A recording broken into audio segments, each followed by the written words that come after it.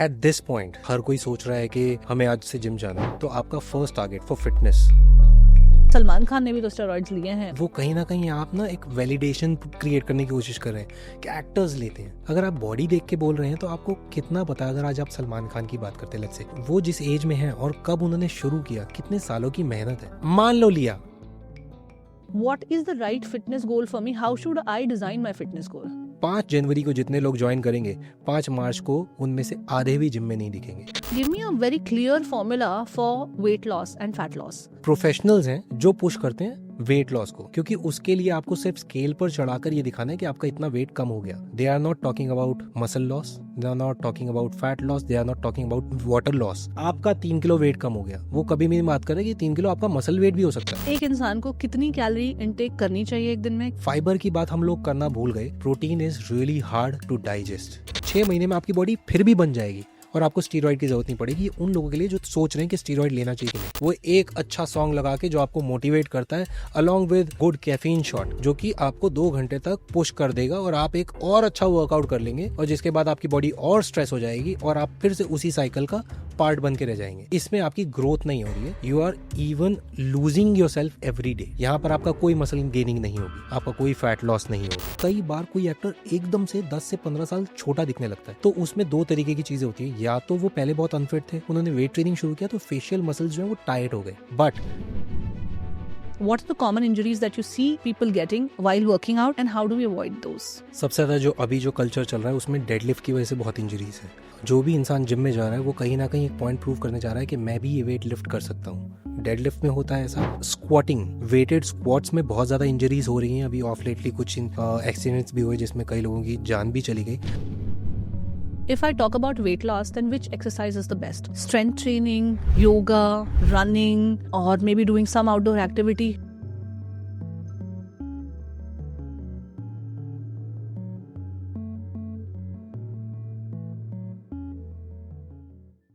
नमस्ते, welcome to the journey with in podcast with me Shobha Rana.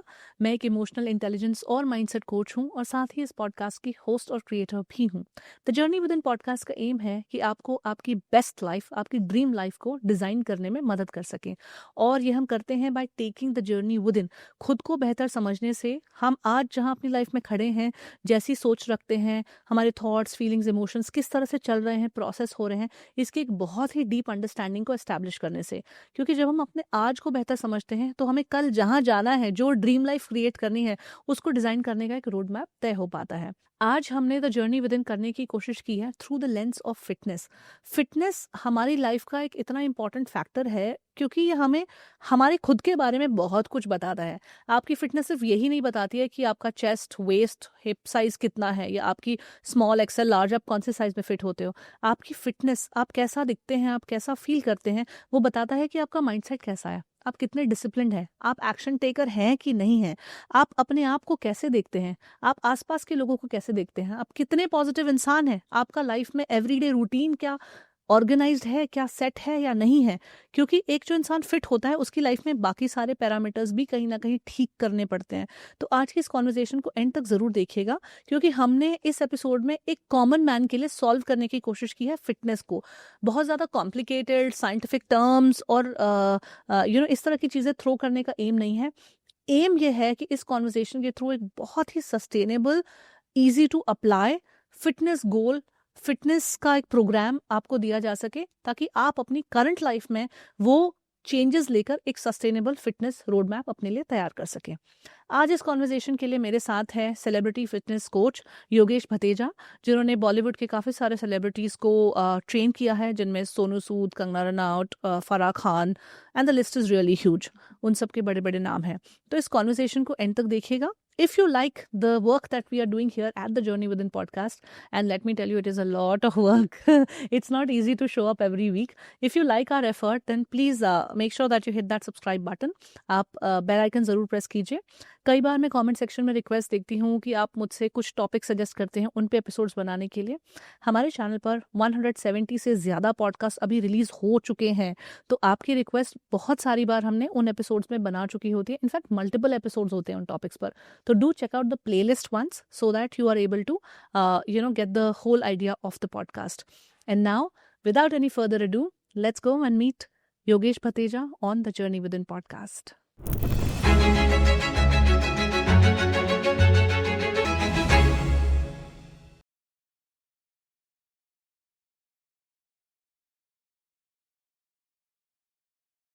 Hi Yogesh. Hi. Yogesh, it is so nice to meet you, especially this time of the year जब सब लोग fitness के पीछे दौड़ रहे होते हैं और न्यू ईयर रेजोल्यूशन में टॉप पे सबके फिटनेस एक गोल होता है कि हमें ये चेज करना है। तो इससे पहले कि हम इस गोल की बातें कर रहे हैं, बहुत सारी बातें हैं करने के लिए, कुछ क्लीशे बातें हैं, कुछ बहुत न्यूआंस्ड बातें हैं जो मैं इस एपिसोड में करना चाहती हूँ, जो हमें बिल्कुल भी जिस बारे में इंसाइट्स नहीं है और जो एक्चुअली फ़ायदा करने वाली ऑडियंसेस को। बट फर्स्ट अप मैं चाहती हूँ कि लेट्स डिफाइन फिटनेस। फिटनेस होता क्या है? मुझे लगता है एक डेफिनेशन जो हमने बहुत सालों पहले से टेम्पलेट बनाया हुआ है फिटनेस का, हम किसी को देखते हैं कि थोड़ा पतला हो गया इंसान या जो थोड़ा कुछ तरीके का फिजिकली दिखता है, उसे हम कहते हैं अरे बड़े फिट लग रहे हो यार, ही इज़ फिट, वो बंदा काफ़ी फिट है, वो बंदी काफ़ी फिट है। तो एक हमारे दिमाग में इमेज है फिटनेस की, वो इमेज क्या है और एक्चुअल में क्या होनी चाहिए? Define fitness. सो देखिए, हर किसी के लिए फिटनेस की एक अलग अप्रोच है। मैं एट दिस पॉइंट, जब हर कोई सोच रहा है कि हमें आज से जिम जाना है, तो आपका first target for fitness should be to become someone who can move aches and pain free. When he wakes up or she wakes up, there is no pain, no soreness, they're feeling fresh, they're feeling healthy. And when they're eating something, it's getting digested, it's getting excreted well. That is major part of fitness in today's life. अगर आप आज अपनी fitness journey शुरू कर रहे हैं, just be assured कि 3 महीने में आपके 6 पैक नहीं आएंगे. I'll be very honest, क्योंकि आपने अभी शुरू किया है. तो किसी भी ऐसे इंसान से कंपेयर मत करिएगा जिसके 6 पैक हैं और उसने बोला मैंने 90 दिन में किया है. उसकी जर्नी 90 दिन से पहले की भी बहुत लंबी है. आपको 90 दिन में क्या अचीव करना है, that should be moving pain free, feeling healthy. If you have brain fogging, that should be clear. आपका थॉट, आपकी creativity should be very good. आपकी performance professionally, emotionally, socially and when it comes to your family, it should be very good and you should feel happy about your environment. अच्छा, जो आपने 2 चीज़ों की बात की, first was X and pain free आप move करो, and second thing was कि जो आप खा रहे हो उसे आप डाइजेस्ट कर पा रहे हो और फिर आप उसे फ्लश आउट कर पा रहे हो अपनी बॉडी से। That's मुझे लगता है पॉइंट नंबर 2 के बारे में कोई बात नहीं करता है। पॉइंट नंबर 1 के बारे में फिर भी काफ़ी बात होती है और उसमें बहुत सारी चीज़ें आ जाती हैं कि मोबिलिटी पे कितना फोकस करना है, स्ट्रेंथ पे कितना फोकस करना है, फ्लेक्सिबिलिटी पे कितना फोकस करना है, स्टैमिना कैसे बिल्ड करना है, एंड्योरेंस क्या है, कार्डियो, स्ट्रेंथ ट्रेनिंग, बहुत सारी चीज़ें आ जाती है उसमें। लेकिन जो सेकंड पार्ट है, let's talk a bit about that. We'll talk about the first part also, but let's talk about this whole digestion aspect to fitness. ये हम क्यों मिस कर रहे हैं? और जब डाइजेशन की बात आती है फिटनेस के हिसाब से हमें कैसा खाना चाहिए, तो प्रोटीन के बारे में हम बहुत बात करते हैं। एवरीबडी इज लाइक अपने बॉडी वेट से 1.5 टाइम्स आपको प्रोटीन खाना है और bunch of formulas for that. So set straight this whole digestion piece of fitness for me. So thanks to social media, आज पिछले कुछ सालों में अगर आप देखें, प्रोटीन के बारे में हर कोई बात कर रहा है और हर किसी को पता है कि आपको प्रोटीन खाना है. बीइंग इंडियन, हम लोगों का प्रोटीन डाइट ज़्यादा स्ट्रांग नहीं है, हम लोग कार्ब ज़्यादा खाते हैं, हर किसी को पता है. And they have started thinking about it. आज की डेट में अगर मैं बाहर जाता हूँ तो मैं कुछ भी ऑर्डर करने से पहले ये सोचता हूँ, यार इसमें कार्ब कितने हैं और प्रोटीन कितना है. हमारा वो थॉट एक फिक्स हो चुका है, हम पता है, we are more aware. But हम मिस क्या कर रहे हैं, दैट इज़ फाइबर. फाइबर की बात हम लोग करना भूल गए. Protein is really hard to digest. अब जब वो डाइजेशन को सपोर्ट चाहिए, वो सपोर्ट आता है फाइबर से, बिकॉज जो एक्सक्रीशन का जो काम है वो फाइबर के थ्रू होता है. वो सपोर्ट करता है to just flush out everything whatever is there in your body and body doesn't need it. तो फाइबर हम लोगों को मिलता किससे है? वेजीज से, फ्रूट से. मेजरली ये 2 ही मेजर सोर्स थे हमारे. हम लोगों ने होल फूड खाना छोड़ दिया, होल फ्रूट्स खाना छोड़ दिया.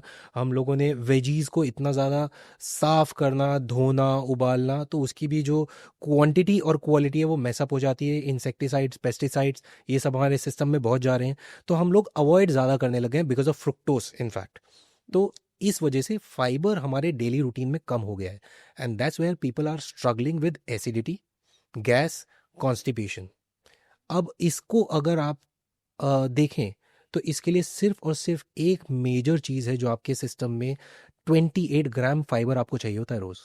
और 28 ग्राम फाइबर के लिए आपको 6 इतने बड़े बोल वेजीज के खाने पड़ेंगे. And how many of us are actually practising that? मुझे लगता है एक बोल खाना भी बहुत टास्क हो जाता है आपके लिए। हम खुश हो जाते हैं, सबसे बड़ी बात।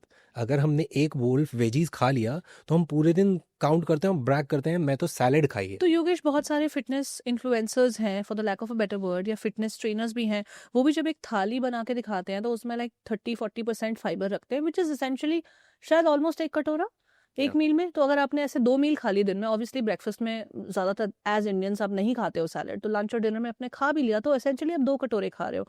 आपने बोला कि 6 कटोरे फाइबर खाना है, इतना सारा फाइबर का इंटेक होगा कैसे? और बहुत सारे लोगों को ये भी प्रॉब्लम आती है कि अगर फाइबर ज़्यादा खाते हैं, और इनफैक्ट शायद खाना सजेस्ट भी इसीलिए करते हैं कि आप कार्ब्स कम खाओगे, तो फिर जो आपका मेन खाना है वहां तक आप नहीं पहुंच पाते हो। अगर ज्यादा आपने बड़ा बोल ऑफ सैलड ले लिया, तो how do we balance this fibre versus protein versus carbs in our थाली?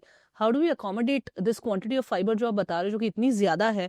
पहली बात तो प्रोटीन भी अकोमोडेट करना बड़ा मुश्किल हो जाता है कि मैं एक दिन में 100 ग्राम प्रोटीन, अगर एवरेज 70 किलोज का एक इंसान ले ले, 100 ग्राम 110 ग्राम के आसपास उसको प्रोटीन खाना है, वो ही जोड़ना मुश्किल हो जाता है पूरे दिन में। फिर आप कह रहे हो 6 बोल, उसमें आप सैलड भी ऐड कर दो।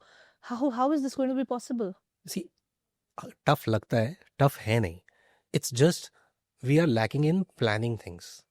अगर आप सुबह से शुरू करें, मैं कहता हूँ सबसे पहले हम लोगों की प्रैक्टिस गलत हो गई है। आप आज से 20 साल पहले चले जाइए, हम लोग स्प्राउट्स बहुत खाते थे। आज के डेट में स्प्राउट्स की कोई बात नहीं कर रहा है। स्प्राउट में कितना सारा फाइबर है, वहीं से हमको प्रोटीन भी मिल रहा था, और मोस्टली हम ब्रेकफास्ट में स्प्राउट ही खाते थे। अब नहीं खा रहे हैं। चलिए, इसके बाद आते हैं हमारे लंच पर।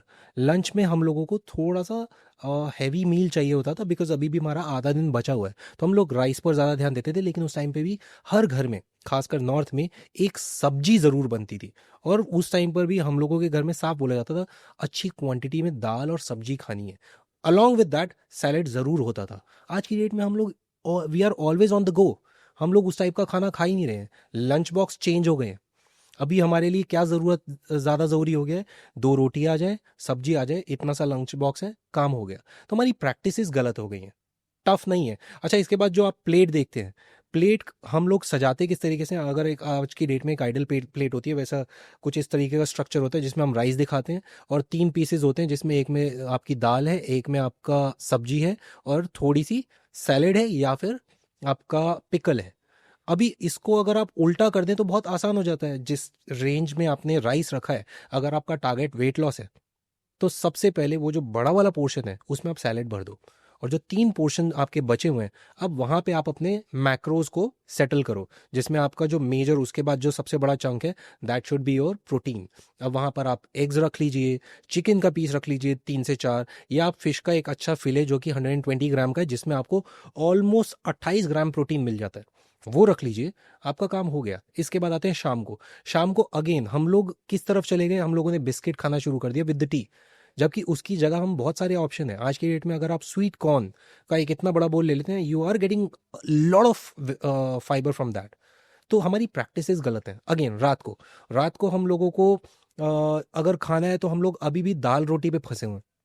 मोस्टली नॉर्थ में आज भी दाल रोटी चलती है।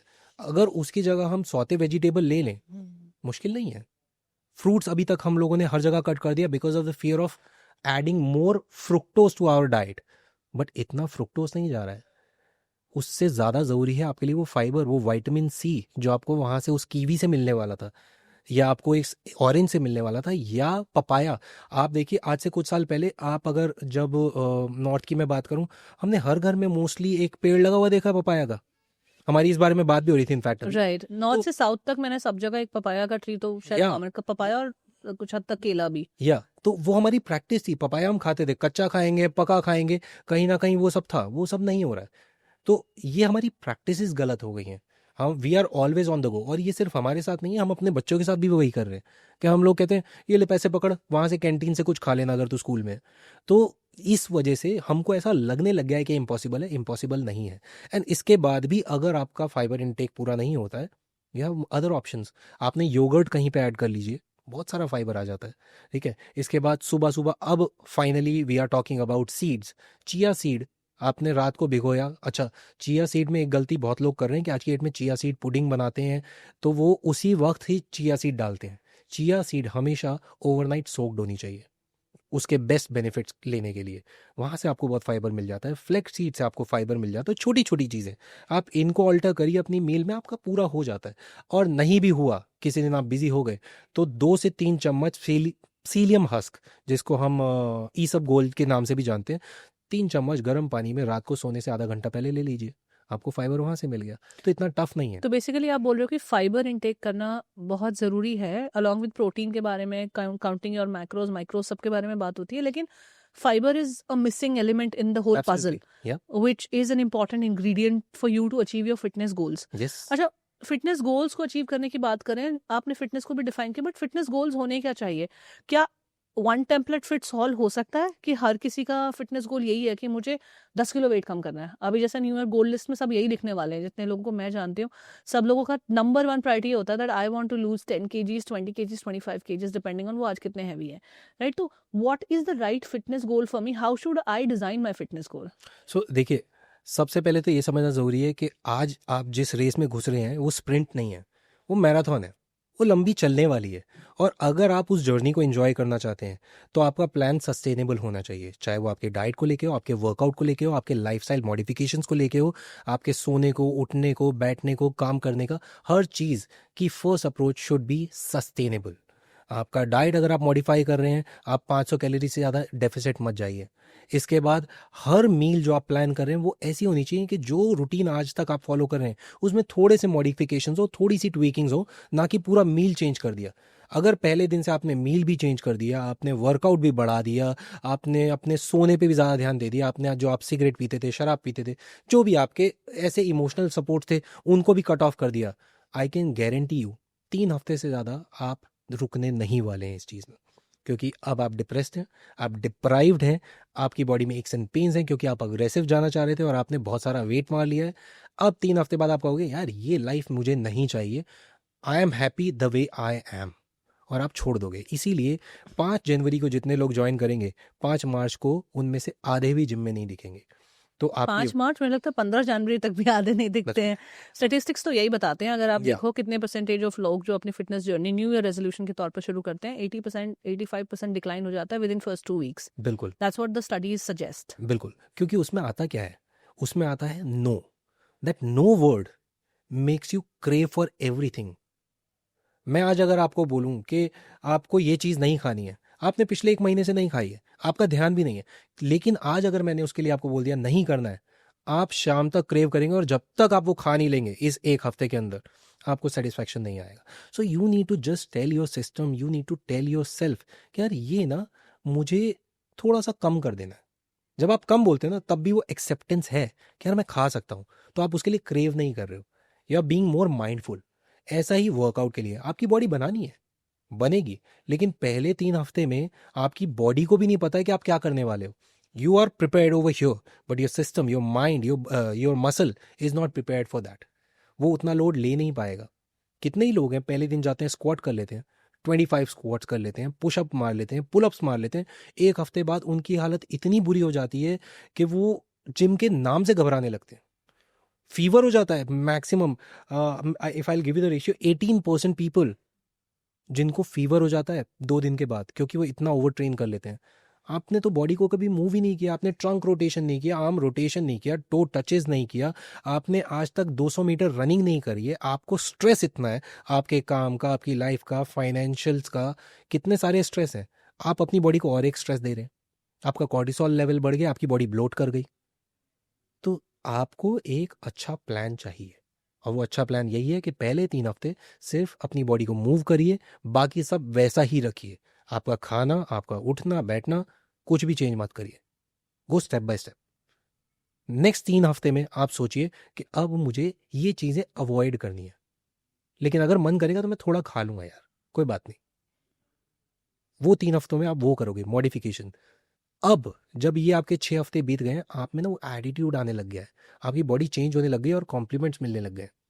अब आती है गेम, जब आपको ये चीज़ चाहिए, तब you are strong enough, you are mentally more driven to achieve better.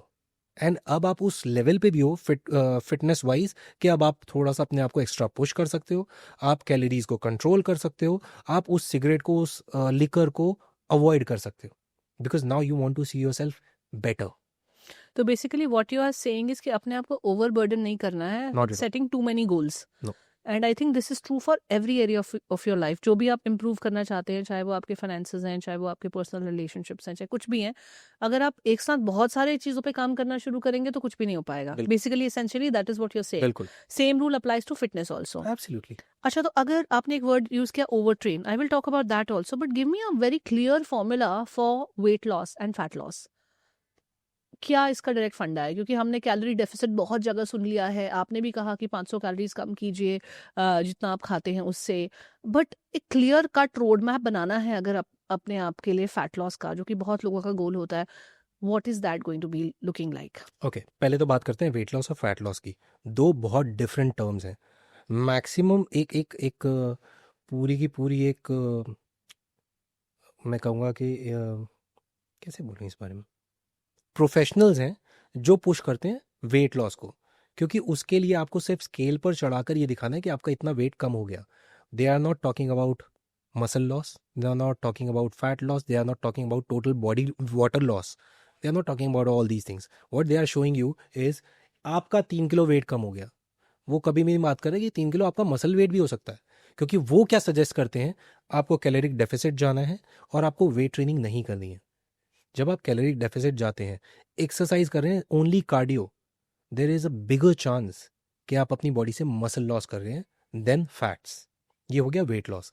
जब आती है फैट लॉस की बात, तो आपका बॉडी एनालिसिस होता है, जिसमें आपका total body protein, total body water, fat percentage, your visceral fat, your subcutaneous fat, आपका मसल परसेंटेज, इन सबको इवेल्युएट किया जाता है। उसके हिसाब से आपका डाइट बनाया जाता है, उसके हिसाब से आपका वर्कआउट बनाया जाता है, आपके प्रॉब्लमैटिक एरियाज को टारगेट किया जाता है, और फिर उसको टाइम टू टाइम उसको इवेल्युएट किया जाता है कि हमारा प्रोसेस जो है वो कितना करेक्ट जा रहा है। यहाँ पर वेट ट्रेनिंग बहुत बड़ा रोल प्ले करता है, क्योंकि आपका जो वेट ट्रेनिंग है वो आपका बीएमआर ऑलमोस्ट 3 दिन तक पुश करता है, जबकि कार्डियो सिर्फ 24 आवर्स तक करता है। What is that? Explain that whole so thing again. आपका जो बीएमआर है, जो बेसल मेटाबॉलिक रेट है, वो पुश होता है जब आप वेट ट्रेनिंग करते हैं। तो वो आपकी बॉडी में व्हेन यू आर रेस्टिंग, आपका caloric burnout structure speed up करता है। तो जब आप वेट ट्रेनिंग करते हैं तो वो ज़्यादा स्पीड अप होता है और ज़्यादा लंबे टाइम तक सस्टेन करता है in comparison of cardio. Basically resting phase में आप कितनी कैलोरीज बर्न कर रहे हो, Yes. वो एक बहुत बड़ा इंडिकेटर होता है कि आप कितना वेट लूज करेंगे या फैट बिल्कुल, लूज करेंगे। बिल्कुल। ये लोग बहुत ज्यादा मिस कर देते हैं, क्योंकि आपको लगता है जितना मेरे एक्टिविटी के मिनट्स हैं, एक्टिव मिनट्स हैं, yes, that is going to be talking about my weight loss journey और my fat loss Yes, journey, right? हमको yes, ये लगता है, yes. कंडीशनिंग हमारी यही है कि बिल्कुल। इसलिए लोग अपने एक्टिव मिनट्स को बढ़ाना चाहते हैं कि Yes. मैं 1 घंटे की जगह 1.5 घंटा जिम कर लूँ, 1.5 की जगह 2 कर लूँ, दिन में 2 बार कर लूँ, बिल्कुल। खाने के बाद मैं इतनी एक्टिविटी बढ़ा लूँ। तो basically people talk about increasing the activity levels. What you are saying कि एक्टिविटी लेवल्स तो ठीक है, लेकिन जब आप रेस्ट कर रहे हो उस टाइम पे आपकी कितना? कैलोरीज कितनी बर्न हो रही, कैसे बर्न हो रही, बिल्कुल। उसको सपोर्ट करता है स्ट्रेंथ ट्रेनिंग। स्ट्रेंथ ट्रेनिंग सबसे ज़्यादा सपोर्ट करता है, और उसमें भी सबसे अच्छे जो तरीके हैं वो है आपका कंपाउंड वर्कआउट्स, जिसमें कि आप एक टाइम पर एक एक्सरसाइज परफॉर्म करते हुए मल्टीपल मसल ग्रुप्स को ट्रेन कर रहे हैं और ट्रिगर कर रहे हैं। तो वो आपका फैट बर्निंग, आपका कैलोरी बर्निंग को और ज़्यादा फायर अप कर देता है। कौन से पॉपुलर कॉमन कंपाउंड एक्सरसाइजेज हैं? बेसिक आप डेडलिफ्ट ले लीजिए, सबसे ज़्यादा आज की डेट में वही प्रैक्टिस हो रहा है, जबकि हर किसी को करना नहीं चाहिए, स्पेशली बिगिनर्स। आपको किसी से कंपेयर नहीं करना है, और डेडलिफ्ट तो आपके लिए है ही नहीं, at least not for first 6 weeks, क्योंकि हर कोई जिम में देखता है और कंपैरिजन का एक अलग एक चलन रहता है कि आज मैं जिम में आया हूँ, मैं भी तो स्ट्रांग हूँ, मैं भी कर सकता हूँ। लेकिन आप ये नहीं देख रहे कि उसकी प्रिपरेशन आप ज़्यादा स्ट्रांग है। तो एटलीस्ट फॉर 6 वीक्स आपको करना क्या है उसकी प्रिपरेशन के लिए, planks, superman extensions, hyper extensions, glute bridges, इस तरीके से आपको वो जो सराउंडिंग मसल्स हैं आपकी स्पाइन के अराउंड, उनको ज़्यादा स्ट्रांग बनाना है। उसके बाद आप इस तरीके की एक्सरसाइजेस कर सकते हैं। इसके बाद आपकी जितनी भी स्क्वाटिंग्स हैं, लंजेस है, ओवरहेड स्क्वाट्स हैं, ये सब आपके कंपाउंड मूवमेंट्स में आते हैं। तो बेसिकली जो सिंगल एरिया को टारगेट करने वाले मसल्स हैं, या पहले उन पे काम करना है, स्ट्रेचेस पे काम करना है, उसके बाद जाके आपको कंपाउंडिंग एक्सरसाइजेस के लिए खुद को बिल्ड करना है। बिल्कुल। बिकॉज यूजुअली लोग क्या बोलते हैं कि आज लेग डे था जिम में, और यूजुअली जो बिगनर्स होते हैं उन्होंने लेग डे में एसेंशियली यही किया होता है कि थोड़े डेडलिफ्ट्स कर लिए, थोड़े स्क्वाट्स कर लिए, थोड़े लंजेस कर लिए, कुछ और एक्सटेंशन कर लिया, कुछ कर्लिंग कर लिया, एंड वो आपका एक लेग डे बन जाता है। और उसके बाद फिर 3 दिन तक कुछ चल नहीं पाते हैं लोग। बिल्कुल। तो फिर ऑब्वियसली एवरीबडी ड्रेड्स। मैं तो देखती हूँ कि लोगों को 10 साल हो गए जिमिंग करते हुए, तभी भी वो आज भी लेग डे को ड्रेड करते हैं कि बिल्कुल। So why people dread these exercise, और बॉडी आपकी 10 साल तक भी अडेप्ट क्यों नहीं कर पा रही है इनको? Why there is this so much of pain that one goes through when these kind of days happen? उसमें कई सारे फैक्टर्स आ जाते हैं। सबसे बड़ा आज की डेट में जो फैक्टर है वो है कॉर्टिसोल, हमारा स्ट्रेस।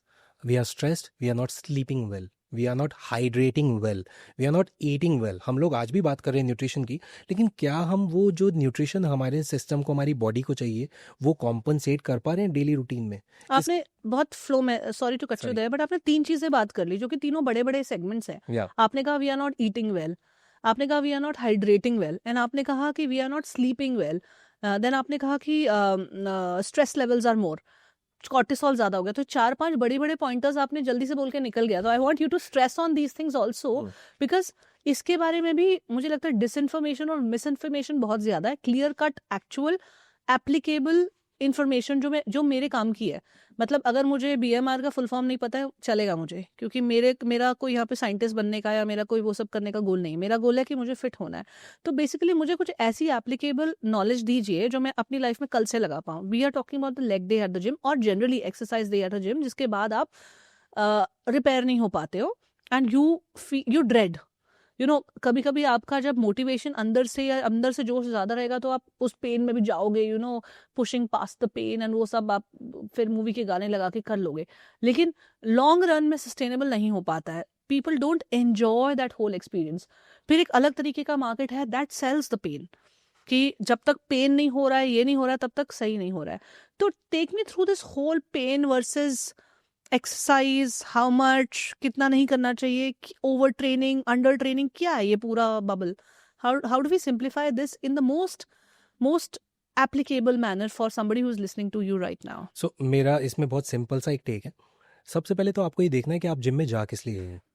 अगर आप बॉडी बिल्डिंग करने जा रहे हैं, आपका टारगेट है मसल बिल्डिंग, और आपके पास स्कोप है टाइम का, फाइनेंसेस का और इमोशंस का, तो आप इस तरीके के पेन के लिए प्रिपेयर्ड हैं। अलॉन्ग विथ योर एज, क्या होता है कि आज की डेट में कोई भी इंसान जो जिम में घुस रहा है उसको एक ही अप्रोच के साथ में देखा जाता है कि इनको मसल बिल्डिंग करनी है तो इस पेन के थ्रू इसको जाना पड़ेगा। आपने वो पेन ले लिया, लेकिन आपके फाइनेंसेस अलाउ नहीं कर रहे, जिसके लिए आपको और ज़्यादा रन अराउंड करना पड़ता है, आपको रेस्ट नहीं मिलता है। इसके बाद आती है इमोशंस की बात। Emotionally you are deprived, you are depressed, आपको काम का लोड इतना है, आपको और कई सारे लोड्स हैं जिसकी वजह से आपका अगेन कॉर्टिसोल लेवल हाई है। आपको सोने को नहीं मिल रहा है क्योंकि आपकी लाइफ में टारगेट्स बहुत डिफरेंट डिफरेंट हैं। तो आप क्या कर रहे हो, आप अपनी बॉडी से बहुत कुछ बहुत कम टाइम में निकालने की कोशिश कर रहे हो, and you are being unreasonable to yourself. But what is the role of cortisol in my fitness journey? आप ये देखिए कि जब हम 7 से 8 घंटा सो नहीं पाते हैं, उसकी वजह से हमारा कॉर्टिसोल बढ़ता है। जब हमारा कॉर्टिसोल बढ़ता है, हमारा मेल हार्मोन डिप्लीट होता है बिकॉज ऑफ द कॉर्टिसोल। अब इसके बाद हमारी बॉडी में होती है इन्फ्लेमेशन ऑल्सो, जिसकी वजह से हमारी रिकवरी मैसअप होती है। अगर आप रिकवर्ड नहीं हो, आपका न्यूट्रिशन, इन्फ्लेमेशन की वजह से न्यूट्रिशन भी डिलीवर नहीं हो रहा है। अब ये सारे फैक्टर्स जो होते हैं आपको रिकवर नहीं करने देते हैं, और आप फिर से जिम में पहुंच जाते हो वो एक अच्छा सॉन्ग लगा के जो आपको मोटिवेट करता है, along with good caffeine shot, जो कि आपको 2 घंटे तक पुश कर देगा और आप एक और अच्छा वर्कआउट कर लेंगे, और जिसके बाद आपकी बॉडी और स्ट्रेस हो जाएगी और आप फिर से उसी साइकिल का पार्ट बन के रह जाएंगे। तो इसमें आपकी ग्रोथ नहीं हो रही है, you are even losing yourself every day. यहाँ पर आपका कोई मसल गेनिंग नहीं होगी, आपका कोई फैट लॉस नहीं होगा। यही मोस्टली प्रैक्टिस हो रहा है। मतलब आप ये कह रहे हो कि रोज जिम जाने के बाद, ट्रेन करने के बाद भी आप कुछ गेन नहीं कर रहे हो? Not at all. क्योंकि कॉर्टिसोल जो कि स्ट्रेस हार्मोन है वो आपकी बॉडी में बहुत ज्यादा एक्टिव है, बहुत ज्यादा प्रोड्यूस होता है because of multiple stressors in your life. तो फिर कॉर्टिसोल को फिटनेस जर्नी कैसे टारगेट कर सकती है? मतलब how are fitness journey can help us in reducing cortisol and inflammation in my body? Okay, so cortisol को कम करने के तरीके हैं। आपको जिंक लेना है, मैग्नीशियम लेके रात की नींद अच्छी हो जाती है, आपको मैग्नीशियम लेना है। ये हो गया एक पार्ट। इसके बाद आपको मेक श्योर करना है आप 7 से 8 घंटा सोएं, ठीक है। अभी इसके बाद अगर आज आप उठने के बाद भी फील कर रहे हैं कि आपको रिकवरी नहीं हुई है, don't go to the gym. और if you are going to the gym, आज आपकी इंटेंसिटी कल के मुकाबले कम होनी चाहिए। Be reasonable to yourself. जाइए वॉक करके आ जाइए, स्ट्रेचेस करके आ जाइए, गो टू स्पा, मसाज करा लीजिए, just flush out that metabolic waste from your body. लेकिन the funny part is Yogesh, nobody talks about stretching as much. अगर मैं जिमिंग की बात करती हूँ तो वहाँ पे कोई ट्रेनर ने बोल दिया तो कर लिए, वरना warm up and cool down stretches पे कोई खास रोल होता नहीं है. बेसिक ये होता है कि हमें 5 मिनट कार्डियो करना है, जो कि आजकल बहुत एक फैशन में हो गया कि कार्डियो ज़्यादा मत करो, मसल लॉस हो जाता है, तो हमें 5-7 मिनट कार्डियो करना है. और उसके बाद हम सिर्फ स्ट्रेंथ ट्रेनिंग करेंगे रज के. उसके बाद मन किया, क्योंकि कूल डाउन तो बहुत बोरिंग होता है, वो कौन करेगा, तो छोड़ देते हैं. तो what is the role of the warm up and the cool down? And इसको आप इस तरीके से बताइए कि जो लोग ये सुन रहे हैं ना, उनको एक्चुअल में पता चले कि how much it is really impacting their fitness journey. क्योंकि मुझे लगता है enough stress is not on this entry into your workout and exit from your workout. बहुत सारा स्ट्रेस हम इस पार्ट पे दे रहे हैं. जैसा हमने डाइट के बारे में भी बात की कि बहुत सारा स्ट्रेस दे रहे हैं, कितना प्रोटीन प्रोटीन प्रोटीन, बट हम बाकी चीज़ों की बात ही नहीं कर रहे हैं, जैसे कि fibre is such an important ingredient. So let's talk about this whole package of going for a workout. See अगर आप किसी भी स्पोर्ट्समैन को देखेंगे, मैं बहुत इजी सा सिंपल सा एग्जांपल देता हूँ. कोई भी एक स्प्रिंटर देखेंगे ना, वो आधे टाइम उसकी स्प्रिंट सिर्फ 100 मीटर की होती है जो 10 से 12 सेकंड में वो ख़त्म करता है. लेकिन उसकी प्रेप जो होती है उससे पहले की 1 से 1.5 घंटे की होती है, जिसमें वो हर मसल को ओपन अप करते हैं टू परफॉर्म देयर बेस्ट. अब इसमें होता क्या है, जब हम वार्म अप करते हैं हम अपने मसल्स को ओपन अप कर रहे हैं, लेंथन अप कर रहे हैं, एट द सेम टाइम उनको एक्टिवेट कर रहे हैं, हमारा body temperature muscle temperature increase कर रहे हैं. उसके साथ साथ हम वैसोडिलेशन को फास्ट कर रहे हैं, जिसमें कि हमारी ब्लड वेसल्स थिक हो जाती हैं और ऑक्सीजनेटेड ब्लड हर मसल टिश्यू तक पहुंचता है, जो कि न्यूट्रिएंट लेके जा रहा है जो हमारे उस मसल टिश्यू को चाहिए टू परफॉर्म ऑप्टिमली. इसीलिए हमें वार्म अप बहुत ज़रूरी है. जितनी इंजरीज होती हैं, जितने भी स्ट्रेन्स आते हैं, स्प्रेन्स आते हैं, वो मोस्टली इसी वजह से आते हैं. अब जब हम बात करें न्यूट्रिएंट की, हम खाते हैं तो हमारे सिस्टम में जाता है और हर चीज़ को फ्लरिश और नरिश करता है. तो वही न्यूट्रिएंट पहुंचेगा कैसे? वो पहुंचता है ब्लड वेसल्स के थ्रू, जब हमारा oxygenated blood with all the nutrients हमारे मसल्स में जाता है. वही प्रेप तो कर रहे हैं to get into a aggressive workout. तो basically that's why your warm up is very very important. Absolutely. मैंने मोस्टली लेकिन जिम्स में देखा है, या जो लोग हार्डकोर स्ट्रेंथ ट्रेनिंग करते हैं, वो लोग यूजुअली बड़े स्टिफ होते हैं. यार, because they are not doing cool down. अभी कूल डाउन का अपना एक तरीका है. कूल डाउन में आप अगेन हर मसल को जो आपने वर्कआउट किया उसको टाइट कर दिया, वो स्टिफ हो गया है आपने जैसा बोला. अब उसको लेंथन करके वापस नॉर्मल लेके आना है ना. जो टेम्परेचर मैंने जिसकी बात करी वार्म अप में और वर्कआउट में बढ़ाया, उसको भी सेटल डाउन करना है. जब इसको हम कहते हैं, जब हम वर्कआउट करते हैं उसको कहते हैं हम सिंपैथेटिक नर्वस सिस्टम को हम एक्टिवेट कर रहे हैं, राइट, जिसमें हम फाइट और फ्लाइट मोड में आ जाते हैं. अब उसको पैरासिम्पैथेटिक की तरफ भी तो लेके जाना है, जहां हम अपनी बॉडी को डिस्ट्रेस कर रहे हैं, जहां हम बात कर रहे हैं रेस्ट एंड रिकवरी की, डाइजेशन की, कि आपको अपने फूड को कैसे, अब जब टेम्परेचर डाउन जाएगा आप सेटल डाउन होंगे, आपकी बॉडी का अगेन एज आई सेड अपना बॉडी का मेटाबॉलिक वेस्ट को रिमूव भी करना है, CO2 एंड लैक्टिक एसिड, उसको भी तो फ्लश आउट करना है. उसके लिए कूल डाउन ज़रूरी है. अगर आप ये सब चीज़ें करते हैं, आपकी नेक्स्ट डे की परफॉर्मेंस और अच्छी हो जाएगी and you will not walk like a robot. Basically जो मैंने ऑब्जर्व किया है कि क्योंकि हमारे पास टाइम कम है, या हमारा माइंडसेट पूरे वर्कआउट को लेकर ये है कि जितना मैं जी जान से अपने आप को तोड़ लूँ तो मेरा वो सेशन फ्रूटफुल कहलाएगा. और क्योंकि कूल डाउन थोड़ा सा बोरिंग है, स्ट्रेचिंग की क्या इतनी इंपॉर्टेंस है, मैंने ये योग में भी देखा, क्योंकि मैंने बहुत साल सीखा है, सिखाया है. तो जब लास्ट का पार्ट आता है जिसमें स्ट्रेचिंग और शवासन करते हो, मोस्टली क्लास में से 70% लोग जा चुके होते हैं.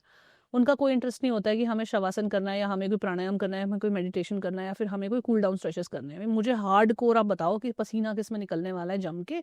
और वहीं पे मेरा माइंडसेट जो फिटनेस को लेकर है या वेट लॉस को लेकर, ये उसी पार्ट से मेरा तय होगा. लेकिन ये इस कॉन्वर्जेशन में हम लोग एस्टैब्लिश करने की कोशिश कर रहे हैं कि जो entry into your workout which is your warm up and of course the workout package that you are doing, जो भी आप कर रहे हैं, जिम में कर रहे हैं तो अलग अलग तरीके के चेस्ट बॉडी पार्ट्स को लेके करते हैं, योग कर रहे हैं, what ever you're doing, HIIT. उसके बाद cool down is the right way to exit a workout. So entering into a workout and exit from the workout is also very very important, is what we are trying to establish through this conversation here. क्योंकि जो cortisol की आप बात कर रहे हो ना, कि वो बढ़ता, आपकी बॉडी में स्ट्रेस बढ़ रहा है, लेकिन आप उसको रिलीज नहीं कर रहे हो. सोमैटिक रिलीजेस हम लोग योगा में बहुत बात करते हैं कि आपकी फिजिकल बॉडी में आप जितना एक्सटेंशन करते हो, मसल्स को जितना स्ट्रेच आउट करते हो, स्पेशली आपकी स्पाइन पे जितना काम करते हो, उतना ज्यादा आप अपने पैरासिम्पैथेटिक नर्वस सिस्टम को डिस्ट्रेस कर रहे हो. क्योंकि आपके जॉइंट्स में, आपकी बॉडी में आपके पेन्स, फिजिकल पेन जो होता है वो तो स्टोर होते हैं, लेकिन इमोशनल बैगेजेस, मेंटल फ्लक्चुएशंस आप स्टोर करते हो. जब तक आप उसे खींचोगे नहीं तब तक वो रिलीज नहीं होगा. जब तक वो रिलीज नहीं होगा तो स्ट्रेस जो है वो आपका कम नहीं होगा. बिल्कुल. तो you need to do all of these things, to kind of make your workout more sustainable enjoyable, तो कहीं ना कहीं हमें अपना वर्कआउट का डेफिनेशन भी चेंज करना पड़ेगा। बिल्कुल। ये जो हम सोशल मीडिया को देख के कि मैंने 20 किलो से डेडलिफ्ट शुरू किया है तो मुझे 100 किलो तक जाना है, 150 तक जाना है, व्हाटएवर दैट गोल इज, और उस पे हमारा ध्यान रहता है, बट एंट्री एंड एग्जिट पे हम ध्यान नहीं देते हैं। तो आई थिंक इस कॉन्वर्जेशन के बाद अगर कोई फ्लेक्सिबिलिटी को भी अपना एक गोल बना ले, मुझे लगता है बहुत ज़रूरी है। बहुत ज़्यादा ज़रूरी है। जो स्पेशली जो लोग जिम जाते हैं, आपके तो बिल्कुल। बहुत क्लाइंट्स हैं, आपके Yeah. सेलिब्रिटी क्लाइंट्स भी है, I don't know how much they focus on the I flexibility. make sure they focus on. या राइट, सो क्योंकि फ्लेक्सिबिलिटी मुझे लगता है कि when I am 60 years old, 70 years old, ठीक है, आई नीड माई मसल, ठीक है, I need all of that, strength, endurance, वो सब चाहिए, लेकिन कहीं ना कहीं मुझे फ्लेक्सिबिलिटी एवरी पॉइंट पे चाहिए। बिल्कुल चाहिए। सुबह बेड से उठने में फ्लेक्सिबिलिटी चाहिए, उसमें मुझे इतनी स्ट्रेंथ नहीं लग रही जितनी मेरी फ्लेक्सिबिलिटी लग रही है। मुझे किचन में कैबिनेट से कुछ निकालना है, मुझे झुक के कुछ उठाना है, मुझे कहीं बैठना है, all of this are using flexibility more than strength, बिल्कुल। राइट। तो स्ट्रेंथ का एक अपना रोल है, Yeah. मसल का एक अपना रोल है, लेकिन फ्लेक्सिबिलिटी का भी एक बहुत इंपॉर्टेंट रोल है जिसे हम लोग मिस कर जाते हैं, स्पेशली जब हमारे गोल्स वेट लॉस और फैट लॉस को लेकर होते हैं, क्योंकि हमें यहाँ पे रिजल्ट लगता है ज़्यादा आ रहा है, जो कि आता भी है, राइटली सो, लेकिन the wholesome package we can not afford to miss. मैं योगेश, एक चीज़ ऐड करना चाहूँगा, सॉरी। हाँ। आप देखिए, जितने भी लोग वर्कआउट करते हैं उनको बैक पेन बहुत रहता है, चाहे वो कितने भी स्ट्रांग हो। उसका सबसे बड़ा मेजर रीज़न रहता है उनका stiff tight IT band, iliotibial band. उसको वो अब ये कब रिलीज होगा? जब हम कूल डाउन करेंगे, उस मसल को ओपन अप करेंगे, तो आपके बैक से स्ट्रेस रिलीफ मिलेगा आपको, आपके क्वाड ईज होंगे, तब जाके आपको जो आपकी एक्टिविटी है वो ऑप्टिमली पहुंच पाओगे आप वहाँ जहाँ पहुंचना चाहते हो। तो क्या हम ऐसा कह सकते हैं कि अगर कोई 3 महीने से एक्सरसाइज कर रहा है अच्छे से, और अगर उनकी बॉडी में कहीं पेन है, चाहे बैक में है, चाहे क्वाड्स में है, कहीं भी पेन है, तो वो कुछ गलत कर रहे हैं अपने वर्कआउट में? बिल्कुल, बिल्कुल। आप देखिए ना, आपके जब मसल स्टिफ होते हैं तो उनका लोड तो सीधा सीधा जॉइंट्स पे जाता है। आप जॉइंट मोबिलिटी पे वर्क नहीं कर रहे हैं तो आपके जॉइंट्स और स्टिफ हो रहे हैं, फिर उसके बाद आपको नी पेन होता है। स्क्वाट वाले जो इंसान अपने मसल को इतना अच्छे तरीके से ट्रेन कर रहा है, उसको नी पेन होने का रीज़न क्या है? Lack of mobility, lack of stretches, elasticity. वो वेट उठा सकते हैं लेकिन वो स्टिफ है। तो बेसिकली अगर आप 3 महीने तक वर्कआउट कर रहे हो, तो आपकी मसल्स में वेट बियरिंग स्ट्रेंथ आनी शुरू हो जाती है। तो बिल्कुल। टेक्निकली आपको दर्द वर्द होने नहीं चाहिए अगर आप सही तरीके से बिल्कुल। You are walking into your workout and exiting from your बिल्कुल। वर्कआउट। अगर आपको तब भी दर्द हो रहे हैं, बिकॉज इनिशियल डेज में तो डेफिनेटली होंगे, बिकॉज आपके मसल्स को लोड लेने की आदत नहीं है, अभी आपने लोड डालना शुरू किया है, तो और सबको पता भी नहीं चलता कि मेरा मसल पेन हो रहा है या जॉइंट पेन हो रहा है, या बहुत हार्डकोर डिस्टिंक्शन नहीं होता इनिशियली जब आप उसमें आते हो। लेकिन आप 3-4 महीने से वर्कआउट कर रहे हो and you are having consistent pain in some part of your body, that means you are doing something wrong in your workout. It's safe to say that, right? बिल्कुल। तो जो लोग इसे सुन रहे हैं और वो इस सिचुएशन के थ्रू जा रहे हैं, मैं खुद काफ़ी लोगों को जानती हूँ जो बहुत अच्छे से वर्कआउट करते हैं, बहुत फिट दिखते हैं, अच्छे भी दिखते हैं, लेकिन बैक में, जैसा आपने कहा, बहुत कॉमनली पेन रहता है, या पैरों में, नीज में, किसी जॉइंट में बहुत पेन रहता है। तो they should particularly pay attention to जो हम 10 मिनट आगे और 10 मिनट वर्कआउट के बाद बचाने की कोशिश करते हैं, अगर उस पर थोड़ा ध्यान देंगे, जरूरी है। ये छोटी छोटी चीज़ें ना ये मिस हो जाती हैं, और इसके बारे में इनफ मुझे लगता है बात नहीं होती है जो होनी चाहिए। योगेश, आपने बहुत सारे सेलिब्रिटीज को ट्रेन किया है। One of the fittest guy is Sonu Sood that you have worked with. So tell me, what is it that these celebrities know और डू कि ये अपनी एज से कभी 10 साल छोटे लगते हैं, कभी 10 साल बड़े लगते हैं? And I am not talking about किसी मूवी या किसी रोल के लिए, मैं इवेंट्स में काम करती हूँ, मैं इन लोगों को मिलती रहती हूँ, तो आई स्पेसिफिकली रिमेंबर, मैंने एक इवेंट पे आमिर खान एंड शाहरुख खान की अगर मैं बात करूँ, एक बार मैंने आमिर खान जी को 1 साल पहले देखा था 2015-16 में, और अगले साल फिर उनको कहीं देखा, तो दोनों अपीयरेंसेस में उनकी इवेंट में, मतलब एक्चुअल रियल लाइफ में, ऐसा लगा कि 10-15 साल एज हो गए। And same with Shahrukh Khan, आज लगा कि उनकी he is looking like a certain age, ज़्यादा एज, और मैं उनसे एग्जैक्टली 2 साल बाद मिली तो बहुत जवान लगने लगे रियल लाइफ में। तो ये एज ऐसे कैसे फ्लक्चुएट हो रही है? मूवी में तो आई कैन अंडरस्टैंड कि मेकअप है, बहुत कुछ है, उससे आप बड़ा छोटा इंसान को दिखा सकते हैं, बट रियल लाइफ में ये लोग ऐसे कैसे 10 साल बड़े दिखना, 10 साल छोटे दिखना एट देयर विल शुरू हो जाते हैं? How are celebrities looking so young और so old in just a gap of a year? देखिए, इसमें कई सारी चीज़ें हैं। जो आपने बोला यंग और ओल्ड का, उसमें सबसे ज़्यादा मेजर रोल आपके मसल का है, चाहे वो आपके बॉडी का मसल हो चाहे फेशियल मसल हो। अब जिस टाइम पर आपने देखा अगर वो ज़्यादा ओल्ड दिख रहे हैं, दैट मीन्स उन्होंने ज़्यादा हो सकता है कि कुछ इस तरीके का डाइट लिया जिसमें उनका जो कैरेक्टर है वो वैसा रहे, और साथ में ही उनका जो फेशियल मसल है उस पर ज़्यादा वर्क नहीं हुआ, उन्होंने एक्सरसाइज भी छोड़ दी है क्योंकि उनको शायद उस टाइप का रोल करना है। आप इसी के साथ में देखेंगे कई बार कोई एक्टर एकदम से 10 से 15 साल छोटा दिखने लगता है, तो उसमें दो तरीके की चीज़ें होती हैं, या तो वो पहले बहुत अनफिट थे, उन्होंने वेट ट्रेनिंग शुरू किया तो फेशियल मसल्स जो है वो टाइट हो गए।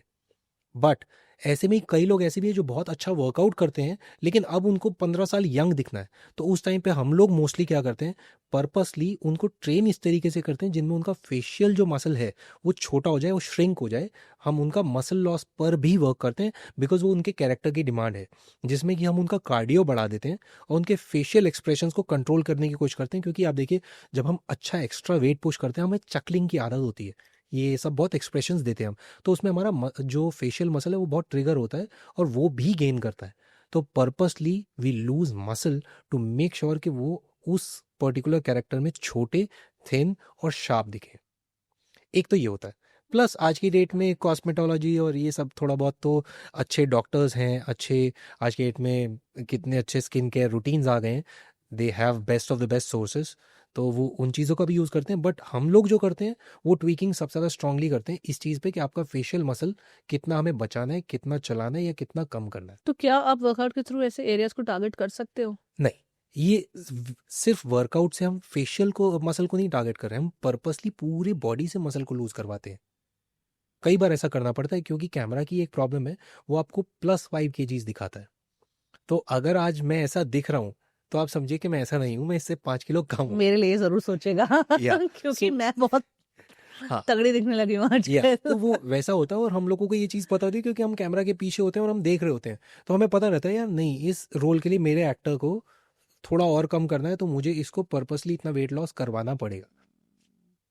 तो इस पूरे होल फिटनेस के स्पेस में कुछ बेसिक प्रिंसिपल्स हैं जो कभी चेंज नहीं होते। If you have to tell me 3 basic principles of fat loss, what would those be? See, fat loss का सबसे मेजर है, again I will come back to the same problem, cortisol. उसके लिए ब्रीदिंग प्रैक्टिस करिए, meditation करिए, stretches करिए, yoga is very helpful, ये करिए।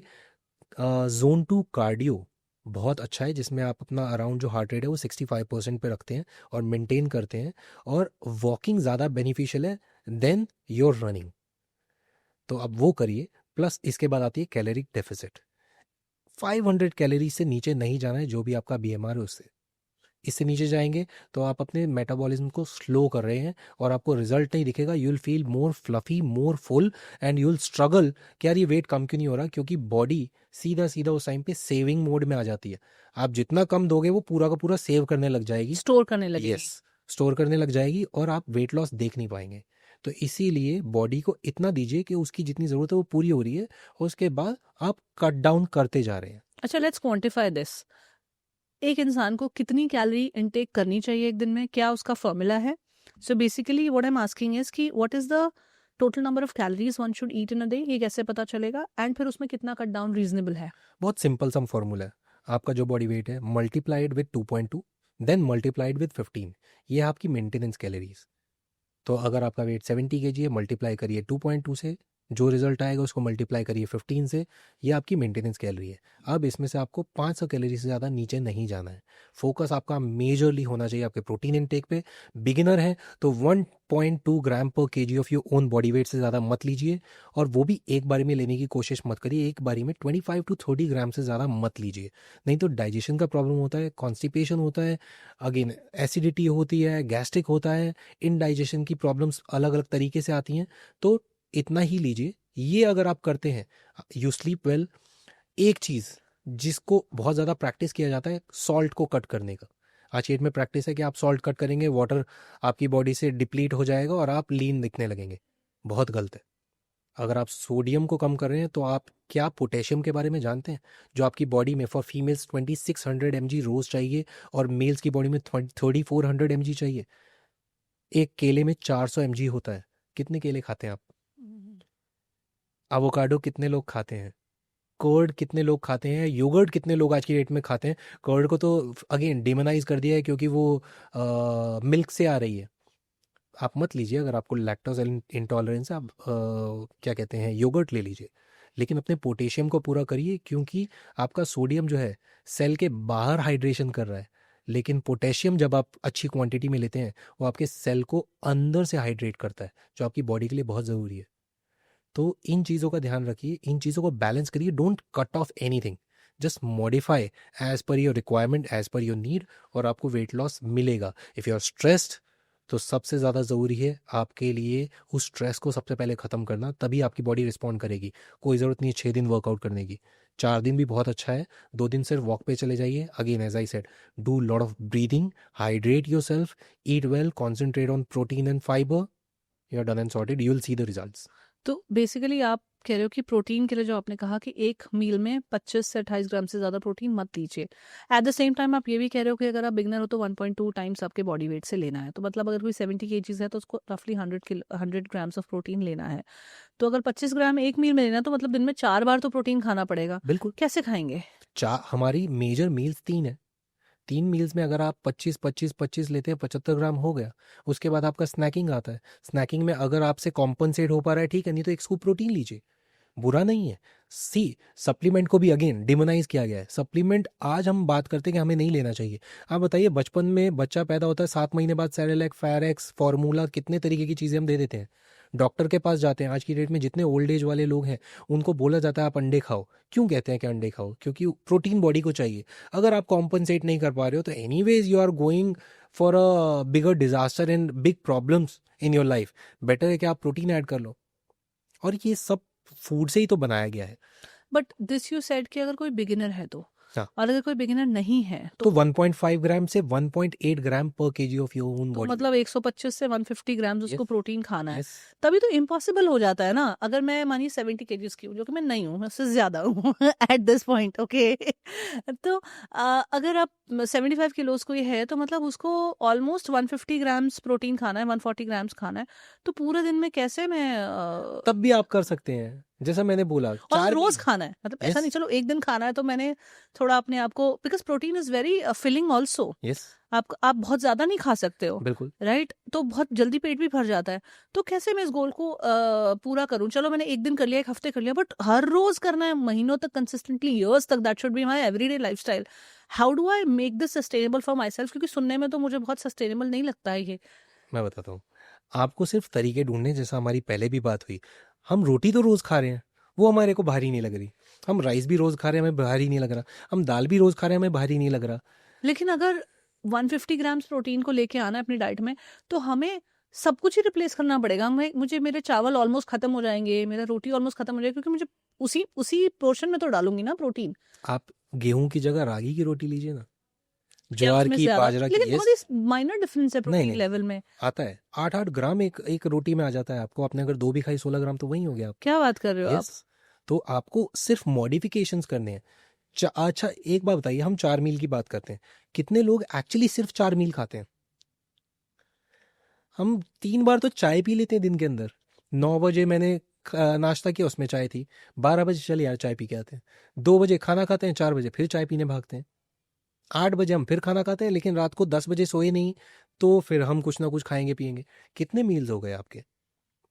और आपकी बॉडी के लिए कितना फायदेमंद है ये सब? तो इट्स जस्ट कि हम ना वो चीज़ें प्लान नहीं कर पा रहे हैं। हमें 4 मील में अगर हम दे देते हैं आराम से 25 से 30 ग्राम आपका हो जाता है, मुश्किल नहीं है। और ये मैं शुरुआती टाइम की बात कर रहा हूँ कि 25 ग्राम आपको लेना है।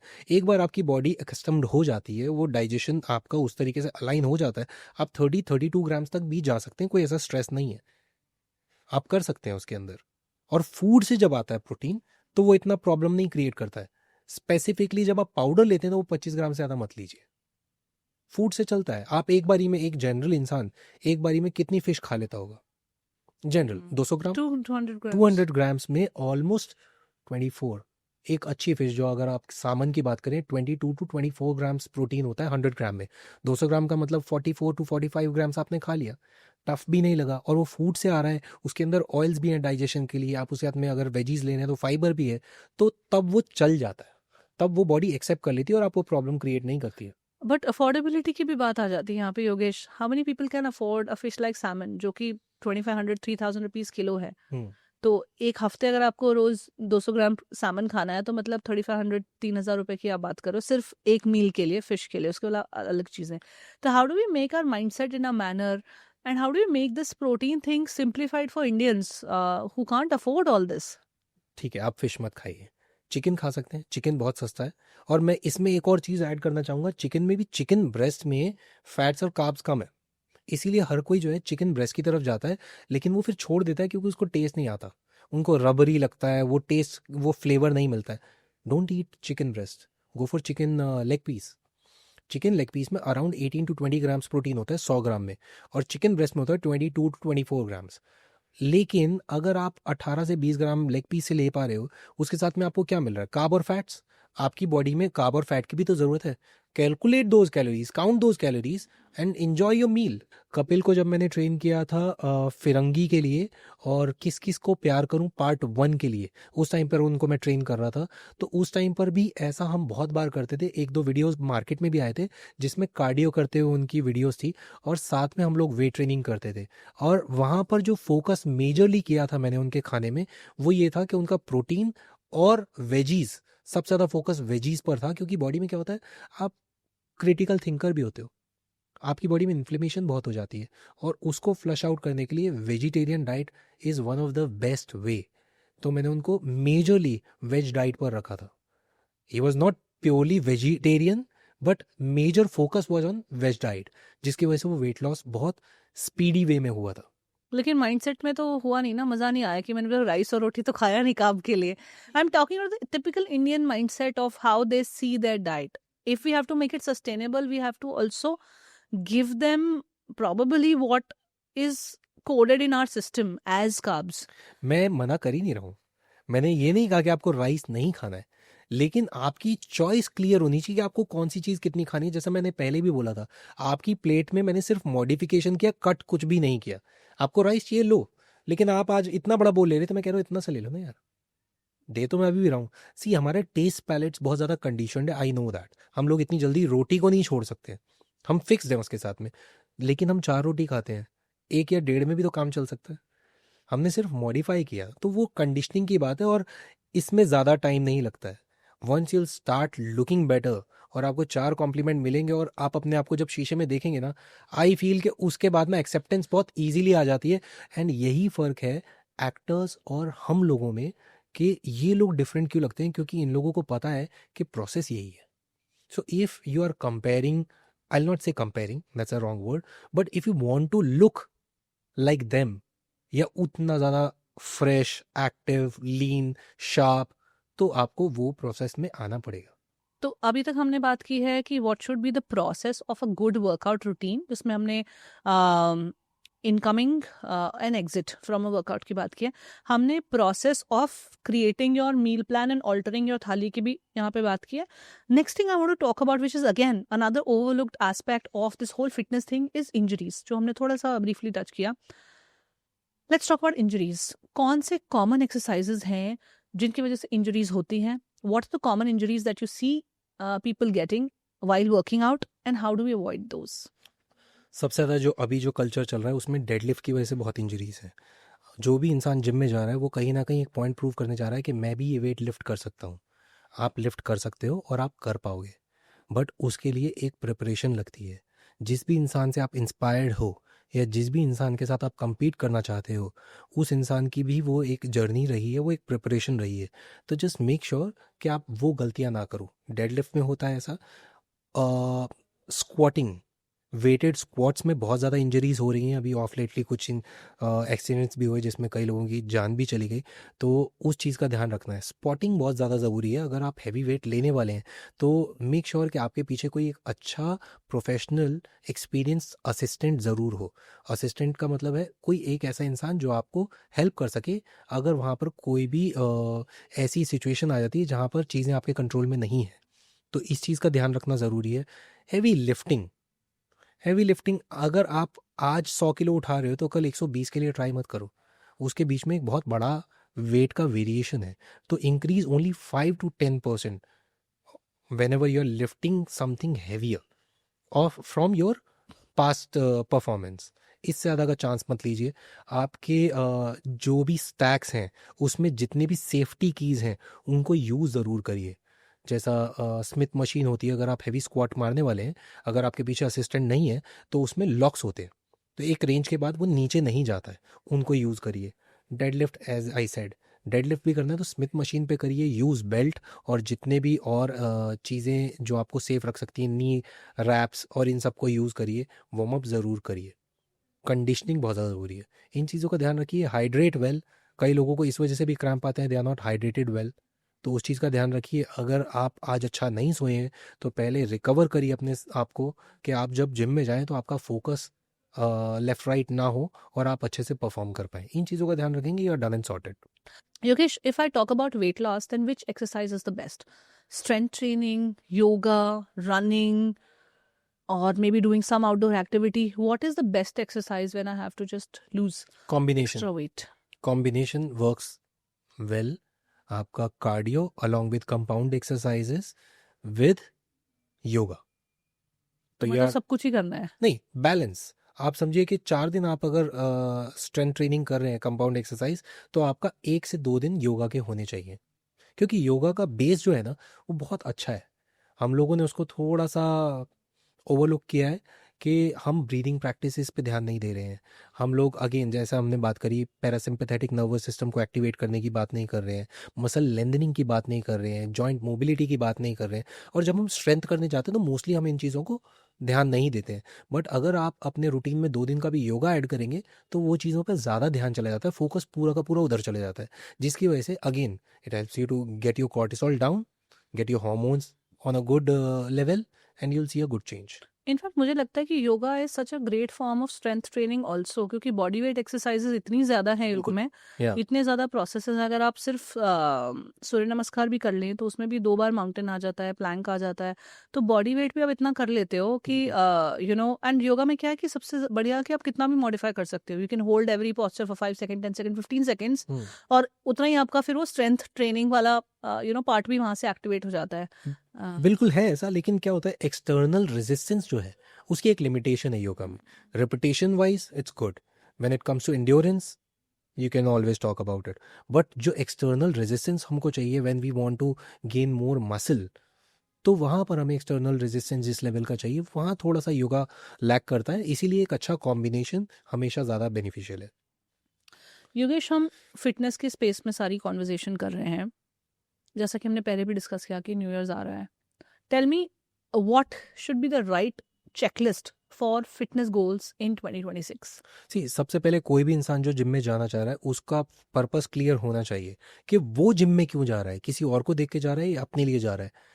अगर वो चीज़ आप क्लियर कर लेते हैं, आपको आपका पता है कि मेरे ये मेडिकल कंडीशन है, मुझे इसको इम्प्रूव करना है, मुझे अपनी एक्टिविटी को इम्प्रूव करना है, मेरी बैक में पेन है वो ख़त्म करना है, बॉडी एक्स से बाहर निकलना है, मुझे कॉन्स्टिपेशन का प्रॉब्लम है, मुझे उससे रिलीफ चाहिए, या मैं सुबह उठता हूँ तो मेरे नी में पेन है उससे रिलीफ चाहिए, या मुझे वेट लॉस करना है, या मुझे मसल गेन करना है। आपका वो पर्पस क्लियर होना चाहिए।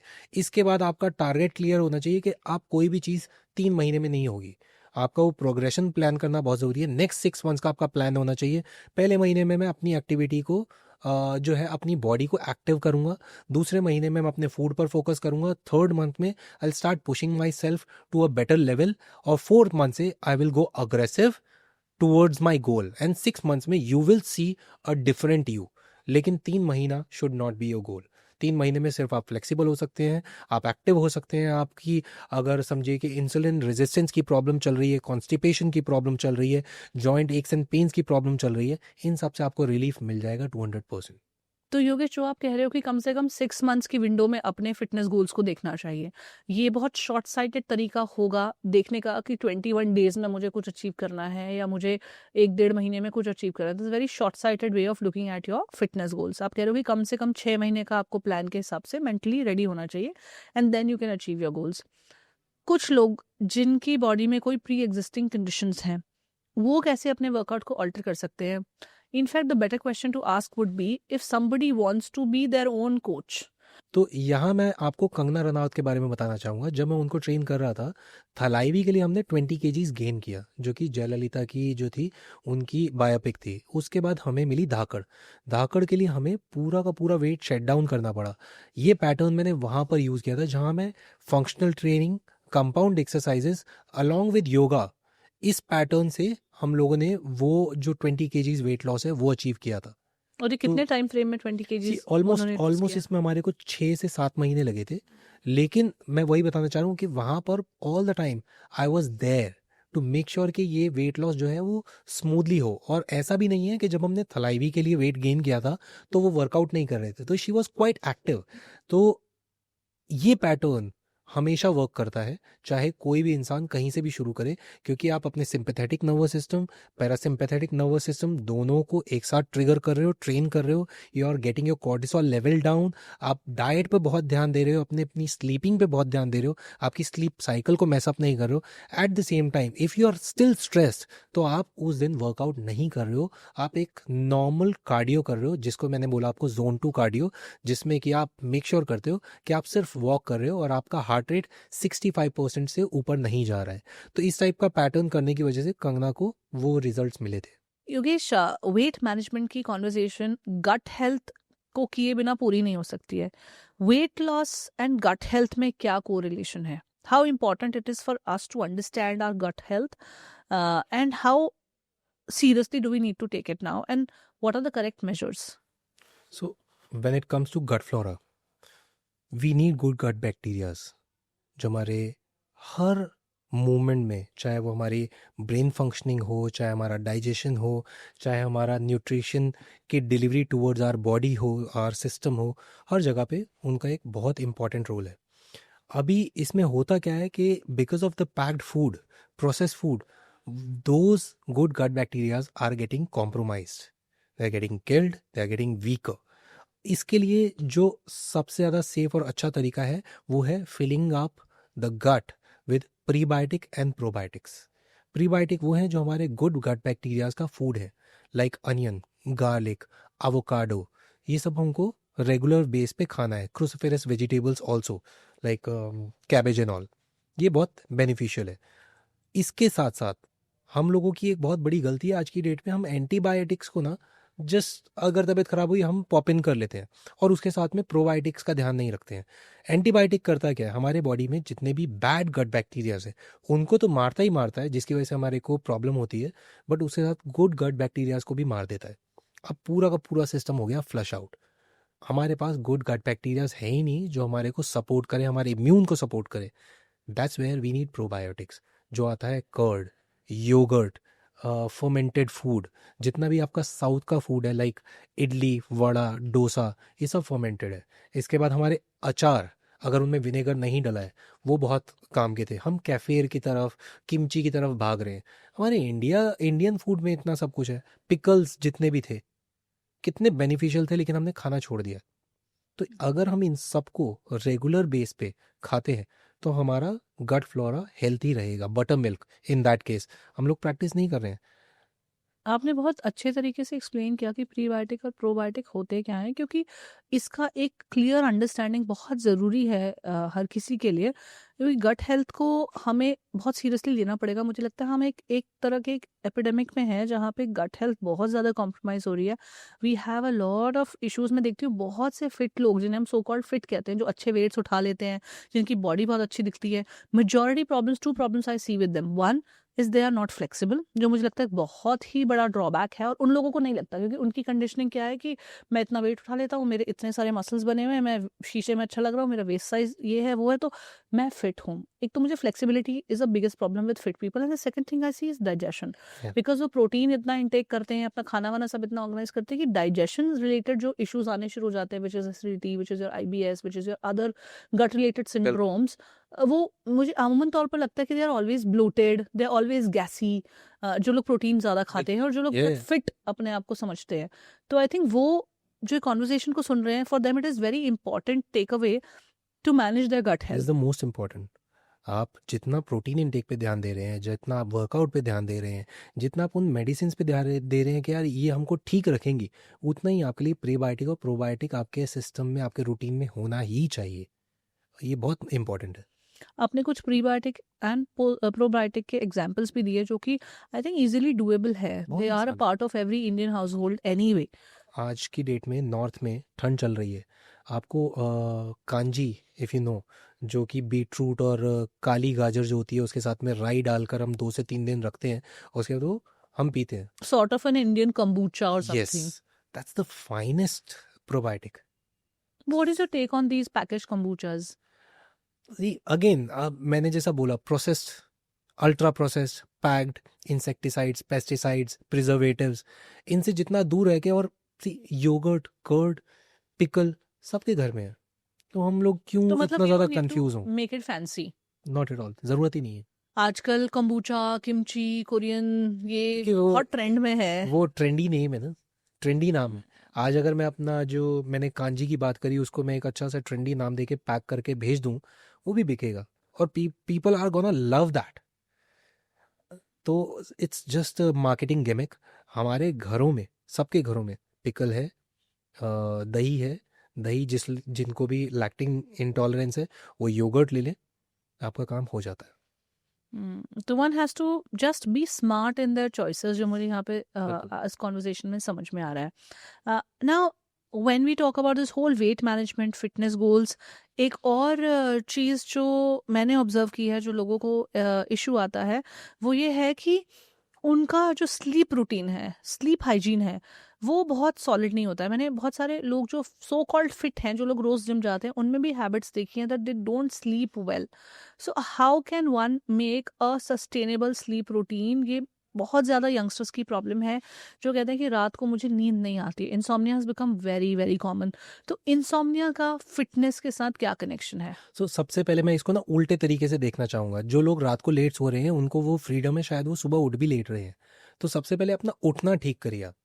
सोना अपने आप ठीक हो जाएगा। जब आप सुबह 6 बजे उठेंगे, 7 बजे आप जिम में होंगे, आपका फर्स्ट मील टाइम पर हो जाएगा, आपका लास्ट मील अपने आप प्लान कर सकते हैं, and you will feel like sleeping because you are done. आप थक चुके हैं, आप इतना एग्जॉस्ट, इतना ड्रेन्ड आउट हैं कि अब आपको सिर्फ बेड चाहिए, तो ऑटोमेटिकली आपकी स्लीपिंग बेटर हो जाएगी। हम लोग क्या कर रहे हैं, हम कोई टाइम का ध्यान नहीं रख रहे हैं, जहाँ जिन लोगों को फ्रीडम है। अब इसके बाद आती है फ़ोन। हम लोग सोने से 1 घंटा पहले तक भी फ़ोन में लगे हुए हैं। इनफैक्ट बेड पर बैठे हैं, सोने की तैयारी, और फ़ोन हाथ में। तो वो ब्लू जो स्क्रीन है, वो आपको सोने नहीं दे रही है। It's keeping you active, it's keeping your mind active. आपको लाइट बंद करनी है, आपको रूम को ठंडा रखना है कि आपका बॉडी टेम्परेचर ठंडा नीचे जाए, so that you feel like you are getting little lazy. And इसी तरीके से अच्छी नींद आती है। तरीका यही है। तो बहुत छोटी तो सी मतलब चीज़ है, ये टाइम ट्रिक पे, है। हाँ हाँ या हाँ, टाइम पे कैसे सोएं? उसका आंसर है कि टाइम पे उठना शुरू कर दो, बिल्कुल, सोना अपने आप फिक्स हो जाएगा। बिल्कुल, क्योंकि आप अपना सर्कैडियन रिदम को संभाल रहे हैं ना। अभी हमारा सर्कैडियन रिदम ये कहता है कि भाई जहाँ अंधेरा होने लगे उससे पहले खाना खा लो। अंधेरा हो गया, अब आपकी तैयारी होनी चाहिए कि अब आपको सोना है, क्योंकि आपके ग्रोथ हार्मोन्स को रिलीज होना है, आपकी रिकवरी का काम अपना चालू होना है। आप वो सब मैसअप कर रहे हो जब आप वो फ़ोन लेकर 2 3 4 घंटा बिजी कर रहे हो, रात के 12 1 बजे सोने की कोशिश कर रहे हो, जब तक आपका मेजर टाइम रिकवरी का और सोने का जा चुका है। योगेश, एक कॉन्वर्सेशन जो हम गट हेल्थ की बात कर रहे थे, डाइजेशन की बात कर रहे थे, अपनी फूड प्लेट को कैसे तैयार करें उसकी बात कर रहे थे, वहाँ पे जो मिस हो गई वो है इंटरमिटेंट फास्टिंग, जो कि एक बहुत ही बड़ा ट्रेंड आज की डेट में आ गया है। 14 से 16 घंटे का फास्ट बहुत सारे लोग प्रैक्टिस कर रहे हैं। What is your take on intermittent fasting? Who is it for? क्या ये सबके लिए है? सो इंटरमिटेंट बहुत अच्छा है, बहुत बेनिफिशियल है, और ये हम आज इंटरमिटेंट की बात कर रहे हैं, जबकि ये हमारे हमारे कल्चर में है। जितने भी व्रत की हम बात करते हैं, 16 सोमवार का हो गया, करवा चौथ का हो गया, नवरात्रों का हो गया, या डिफरेंट डिफरेंट कल्चर्स में अलग अलग नाम से ये प्रैक्टिस होता है। तो इट इज़ बेनिफिशियल। इसमें सिंपल सा जो एक आइडिया था, वो ये था कि जब हम सोते हैं, हम अपने आप को रिकवर करने की कोशिश करते हैं, बट हम ज़्यादा टाइम तक जब पॉप इन कर रहे हैं फूड, हम अपने लिवर को, अपने इंटेस्टाइन को रेस्ट नहीं दे रहे हैं, अपने सिस्टम को अंदर से रेस्ट नहीं दे रहे हैं। इसीलिए एक ये जो व्रत वाला और इंटरमिटेंट वाला जो फंडा है, ये हम लोगों ने फॉलो करना शुरू किया, जिसका फ़ायदा बहुत हुआ। अब ये किसके लिए नहीं है? PCOS PCOD वालों के लिए बिल्कुल नहीं है। जिनको टाइप 1 डायबिटीज़ है उनके लिए नहीं है। जिनको थायराइड का प्रॉब्लम है, हाइपो या हाइपरथायराइड, उनको अपने डॉक्टर से कंसल्ट करना चाहिए इंटरमिटेंट करने से पहले। इंटरमिटेंट 14, 16, 18, 20, 24 अलग अलग तरीके से प्रैक्टिस होता है। लेकिन अगर आप सस्टेनेबल तरीका पूछेंगे, जो आज सोच रहे हैं इंटरमिटेंट करने का, मैं कहूँगा सिर्फ 12 घंटे करिए। 12 घंटे मतलब रात को आपने 8 बजे खाना खा लिया, सुबह जब आप उठ रहे हो आप 8 बजे से पहले कुछ नहीं खा रहे हो, बहुत है, आराम से हो जाता है। 3 हफ्ते तक आप 12 घंटे पे रुकिए। अगर आपको लगता है कि हाँ ये मेरे से हो पा रहा है, उसमें आधे से 1 घंटा ऐड करिए और फिर 3 हफ्ते तक उसको मेंटेन करिए। क्या होता है, हमको लगता है आज हो गया और हम अगले दिन उसको नंबर्स को बढ़ाने लग जाते हैं और वहाँ पर फेलियर के चांसेस ज़्यादा होते हैं। इंटरमिटेंट को अगर सक्सेसफुल बनाना है, आपको देखना पड़ेगा आप किस विंडो तक कंफर्टेबल हैं और किसके बाद आपको इरिटेबिलिटी आ रही है, आप अनईजी हो रहे या हैं। क्रेविंग्स हो रही हैं। यस, इंटरमिटेंट फास्टिंग में जो सबसे बड़ा ड्रॉबैक मैंने पर्सनली फील किया, दैट इज क्रेविंग मैनेजमेंट। या क्योंकि आप गोल तो बना लेते हो और आप खुद से बहुत डिसिप्लिन होने की भी कोशिश करते हो, लेकिन क्रेविंग्स टेक ओवर। बिल्कुल बिल्कुल। अब उसमें आपको अगेन क्रेविंग के लिए आपको चाहिए सैशिएटेड रहना, और सैशिएटेड रहने के लिए सबसे ज़्यादा ज़रूरी है आपका प्रोटीन, फाइबर और फैट इनटेक। योगेश, एक तो फिजिकल सेशिएशन है कि मेरी बॉडी में फिजिकली वो उतना मैंने खा लिया जितने से मैं सेशिएट, एक मेंटल सेशिएशन भी है। क्रेविंग का दो एस्पेक्ट है, एक है फिजिकली बॉडी कुछ मांग रही है, क्रेव कर रही है, और एक है कि मेंटली माइंडसेट में चाहिए कि मैं डेजर्ट खा लूं या फिर मैं कुछ ऐसा पी लूं या मैं एक आउटिंग कर रहा हूँ, ये पिज्जा का स्लाइस खा लूं। ये how should I manage cravings on physical and mental level? So जैसा कि मैंने पहले भी कहा कि आपको अपने सिस्टम को मना नहीं करना है। Don't say no. अगर हो रही है ना क्रेविंग, ले लो, एक छोटा सा पीस ले लो, उसके बाद वो क्रेविंग खत्म हो जाएगी। एक चीज़। सेकंड, लेकिन नहीं हो पाती है Yogesh, that is the biggest problem. ये मतलब मेरे पास जो फिटनेस कोचेस हैं जिनसे मैं बात करती हूँ, वो लोग ये बात बोल के निकल जाते हैं, लेकिन the fact of the matter is कि कितने लोग वन स्लाइस ऑफ पिज्जा पे रुक पाते हैं।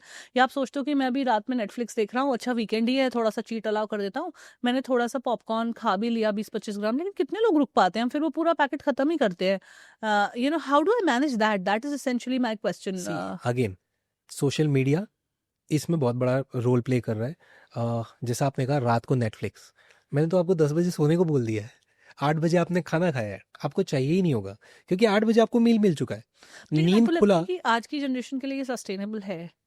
सी देखिए, मैंने जैसे पहले भी बोला कि डिसिप्लिन बहुत ज़्यादा ज़रूरी है।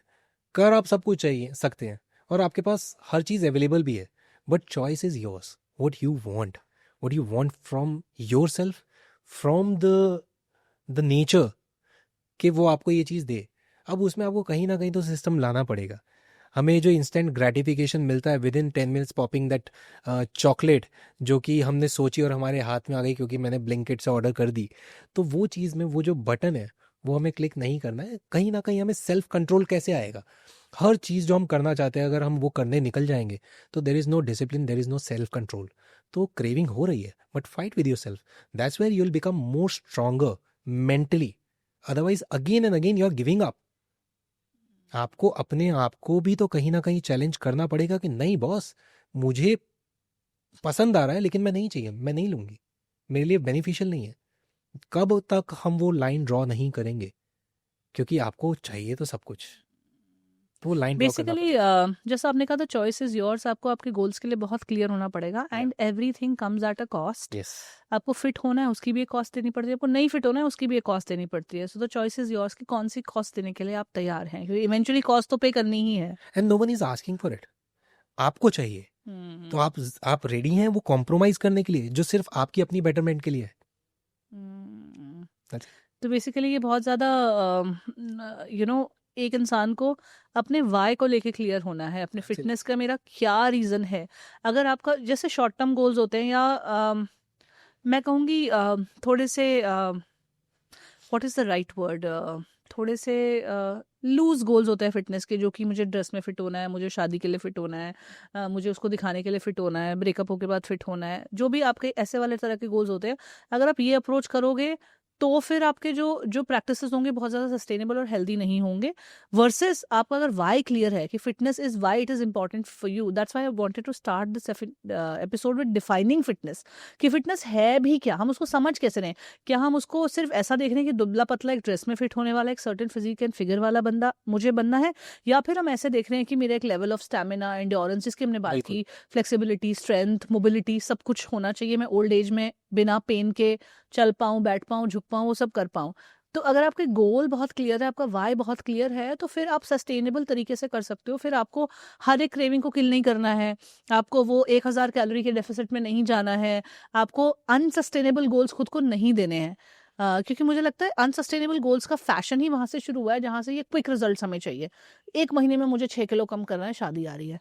और दैट इज माई वो 1 महीना 6 किलो शायद आप कम भी कर लोगे, but what that wires your mindset as is कि this is only the way. तो आप कहीं ना कहीं अपने आप को ट्रेन करते हो, जो भी आपसे कनेक्टेड है, जो लोग भी आपसे बात करते हैं, उन सबका माइंडसेट ऐसे ट्रेन होता है कि यार ये छोड़ना पड़ता है, ये करना पड़ता है, it is something that is very tough. या so one has to challenge their whole idea and definition of fitness also somewhere there. एक और conversation I want to do with you about fitness, specially concerning men, is hormones. बहुत सारे लड़के जो gym जाते हैं, जो एक सर्टन स्पेशली बॉडी टाइप अपना बनाना चाहते हैं, बॉडी फैट परसेंटेज बहुत कम करना चाहते हैं, they take steroids, they take artificial ingredients. इस पूरी चीज़ को आप कैसे देखते हो? See- Of course it is wrong and all of that, but लोग ऐसा क्यों कर रहे हैं? What is the desperation for it and what is the way out? Because youngsters में एक बहुत common प्रॉब्लम ये आ रही है, स्टेरॉइड्स आप लेते हो तो बहुत इजीली जल्दी से आपका वेट लॉस हो जाता है। In fact Ozempic is in so much trend these days, और मैं कल हैरान थी ये देखकर कि ओजेम्पिक का मंथली पैकेज एक वेबसाइट पर टाटा 1mg पर मिल रहा है कि this is your monthly subscription for Ozempic. तो how do we kind of fight with all these narratives, जहाँ पे बताया जा रहा है कि हेल्दी भी है, कोई बात नहीं, सलमान खान ने भी तो स्टेरॉइड्स लिए हैं, उसने भी तो ये किया है। तो how do you see all this?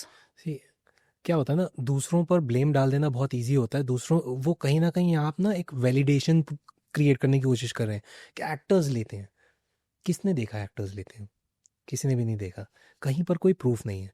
अगर आप बॉडी देख के बोल रहे हैं तो आपको कितना पता, अगर आज आप सलमान खान की बात करते हैं, लेट्स से, वो जिस एज में है और कब उन्होंने शुरू किया, कितने सालों की मेहनत है, मान लो लिया, तो उससे ये थोड़ी ना सही हो गया कि जो प्रॉब्लम्स उनको हो रहे हैं वो आपको नहीं होंगे, हुए होंगे ना। अगर स्टीरॉयड का हम जब भी कहते हैं, हम यही कहते हैं कि जो चीज़ बहुत इंस्टेंट रिजल्ट दे रही है उसके कहीं ना कहीं डार्क साइड भी है, साइड इफेक्ट्स भी हैं।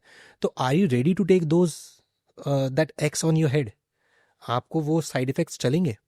बहुत एक सिंपल सा जो मेरी जर्नी में मैंने देखा अपने लोगों में, या जितने भी लोग स्टीरॉयड की बात करते हैं, सबसे बड़ी प्रॉब्लम आती है इरेक्टाइल डिसफंक्शन की। आपकी बॉडी में अराउंड 7 to 9 mg, कई बहुत अच्छे एक्टिव लोग हैं उनकी 10 to 12 mg भी जाता है पर डे टेस्टोस्टेरोन बनता है। हमारे जो ब्लड में टेस्टोस्टेरोन लेवल रहता है वो रहता है 350 to 1000। आज की डेट में सबका जो testosterone level, young, even young boys, they don't have testosterone level beyond 600, जबकि ऑप्टिमम लिमिट है 1000। क्यों? क्योंकि आपने अपने लाइफस्टाइल को इतना मैसअप कर दिया है। अब जब आपका वो टेस्टोस्टेरोन उस लेवल पर है ही नहीं, क्योंकि आपने अपना लाइफस्टाइल मैसअप कर दिया है, you are running towards that look, that superficial look, और उसके लिए यू आर प्रीटी कन्विंस्ड कि अब आपको स्टीरॉयड लेना ही पड़ेगा क्योंकि आपकी बॉडी में वो बात नहीं है। लेकिन उसके बाद सबसे ज़्यादा अच्छी चीज़ क्या है, आप जब ये स्टीरॉयड लेते भी हैं तो भी आपको एक प्रोसेस में आना पड़ता है जिसमें आपको हाई प्रोटीन डाइट लेनी है, आपको अच्छा वर्कआउट करना है, अच्छा न्यूट्रिशन लेना है, टाइम पर सोना है। तो मेरा सजेशन, जैसा आपने बोला, अगर मुझसे कोई पूछे तो मैं ये कहता हूँ, ये बाकी चीज़ें अदर देन स्टीरॉयड, पहले इनको अपनी लाइफ में ऐड करो एंड सी कि आपकी बॉडी कैसे रिस्पॉन्ड कर रही है। क्योंकि मैं गारंटी देता हूँ डाउन द लाइन 6 महीने में आपकी बॉडी फिर भी बन जाएगी और आपको स्टीरॉयड की ज़रूरत नहीं पड़ेगी। उन लोगों के लिए जो सोच रहे हैं कि स्टीरॉयड लेना चाहिए कि नहीं। अब उनकी बात करता हूँ जो स्टीरॉयड ले चुके हैं या अभी शुरुआत ही करी है। 8 से 10 mg आपकी बॉडी में बन रहा था, आपने एक हफ्ते के अंदर डाल दिया 500 mg। अब हो क्या रहा है, जब आपकी बॉडी को ये सिग्नल जा रहा है कि मेरे को तो 500 mg मिल गया, तो तेरे 8-10 mg से मुझे क्या फ़र्क पड़ रहा है, तू बंद कर। सिंपल, वो हो जाता है shut down. And you can not live on that synthetic one all your life. अब 500 के बाद आपने बॉडी बना ली, लेकिन वो सब डिपेंडेंसी आ गई आपकी। जब आप ये बंद करते हो, आपका सिस्टम पहले ही शट डाउन हो चुका है। इसके बाद आती है पोस्ट साइकिल थेरेपी, जिसमें हम उसको अलग अलग तरीके से वापस रीस्टार्ट करने की कोशिश करते हैं, लेकिन उसकी भी इंफॉर्मेशन नहीं है। Most of the people are watching YouTube videos या गूगल के थ्रू जो इन्फॉर्मेशन मिल जाती है, जिसमें और साइड इफेक्ट आते हैं, जिसमें आपका ईस्ट्रोजन लेवल और मिसमैनेज हो जाता है, गायनेकोमेस्टिया हो जाता है, और 100 चीज़ें होती हैं। जब आप इतने बड़े प्रोसेस के बाद वापस ज़ीरो होने वाले हो, क्योंकि जो 500 mg आपको मिल रहा था अब नहीं मिलेगा, तो आपकी सारी की सारी जो बॉडी आपने दिखाई थी वो सब हो जाती है ज़ीरो। तो why are you getting in this vicious circle, जिसमें आज डाला है, 6 महीने बाद फिर डालना है, फिर 6 महीने बाद फिर डालना है, और आप कहीं नहीं पहुंच रहे। उससे अच्छा ये नहीं है कि चुपचाप अपने नेचुरल टेस्टोस्टेरोन को उस 10 mg तक लेके जाइए, अपनी बॉडी की पोटेंशियल को इतना स्ट्रांग बनाइए कि आप 6 महीने बाद जो अचीव करेंगे वो सस्टेनेबल हो। तो जो लोग स्टेरॉइड्स ले रहे हैं या सिंथेटिक चीजें ले रहे हैं just to make their body, you are saying कि they are going to suffer with erectile dysfunction. They are suffering and they are going to suffer, no one can save them. Wow. तो इस problem का solution जो आप बता रहे हैं वो यही है कि सस्टेनेबल तरीके से अपना फिटनेस मैप को प्लान करो। बिल्कुल। There is no shortcut to your fitness and if you want to, specially the boys. And what happens in women? See women में when it comes to steroid ज़्यादा use होता नहीं है। women are anyways scared of it. उनको facial hair का डर है, उनकी मेंस्ट्रुअल साइकिल मैसअप होने का डर है, तो दे डोंट यूज़ इट, चाहे कोई कितना ही पुश करे नहीं करते। लेकिन अभी विमेन में क्या प्रॉब्लम आ गया है, they are doing over dieting कि यार मुझे पतला रहना है। उसके बाद Ozempic, as you said, easy way out दिखता है, people have started using that. अभी ये करता क्या है, ये आपको सैचुरेटेड फील कराता है और आपकी बॉडी में ऐसा फील रहता है कि आपको भूख नहीं लग रही है। ठीक है, अभी जिनको प्रॉब्लम है, टाइप 2 डायबिटीज़ वाले जो लोग थे, जिनका वेट बहुत बढ़ गया था, उन लोगों के लिए तो ठीक है। लेकिन जो नॉर्मल इंसान ले रहा है वो कहीं ना कहीं मैसअप करने वाला है। बिकॉज आप सोचिए, अगर आपकी बॉडी की नीड है 2000 कैलोरी और आप दे रहे हैं अपनी बॉडी को 400 या 500 calorie, you are not just cutting off the calories, you are cutting off the nutrition from your body. आपकी जो स्किन है, हेयर है, नील है, आपकी जो परफॉर्मेंस है, आपका मसल है, you are going to lose everything.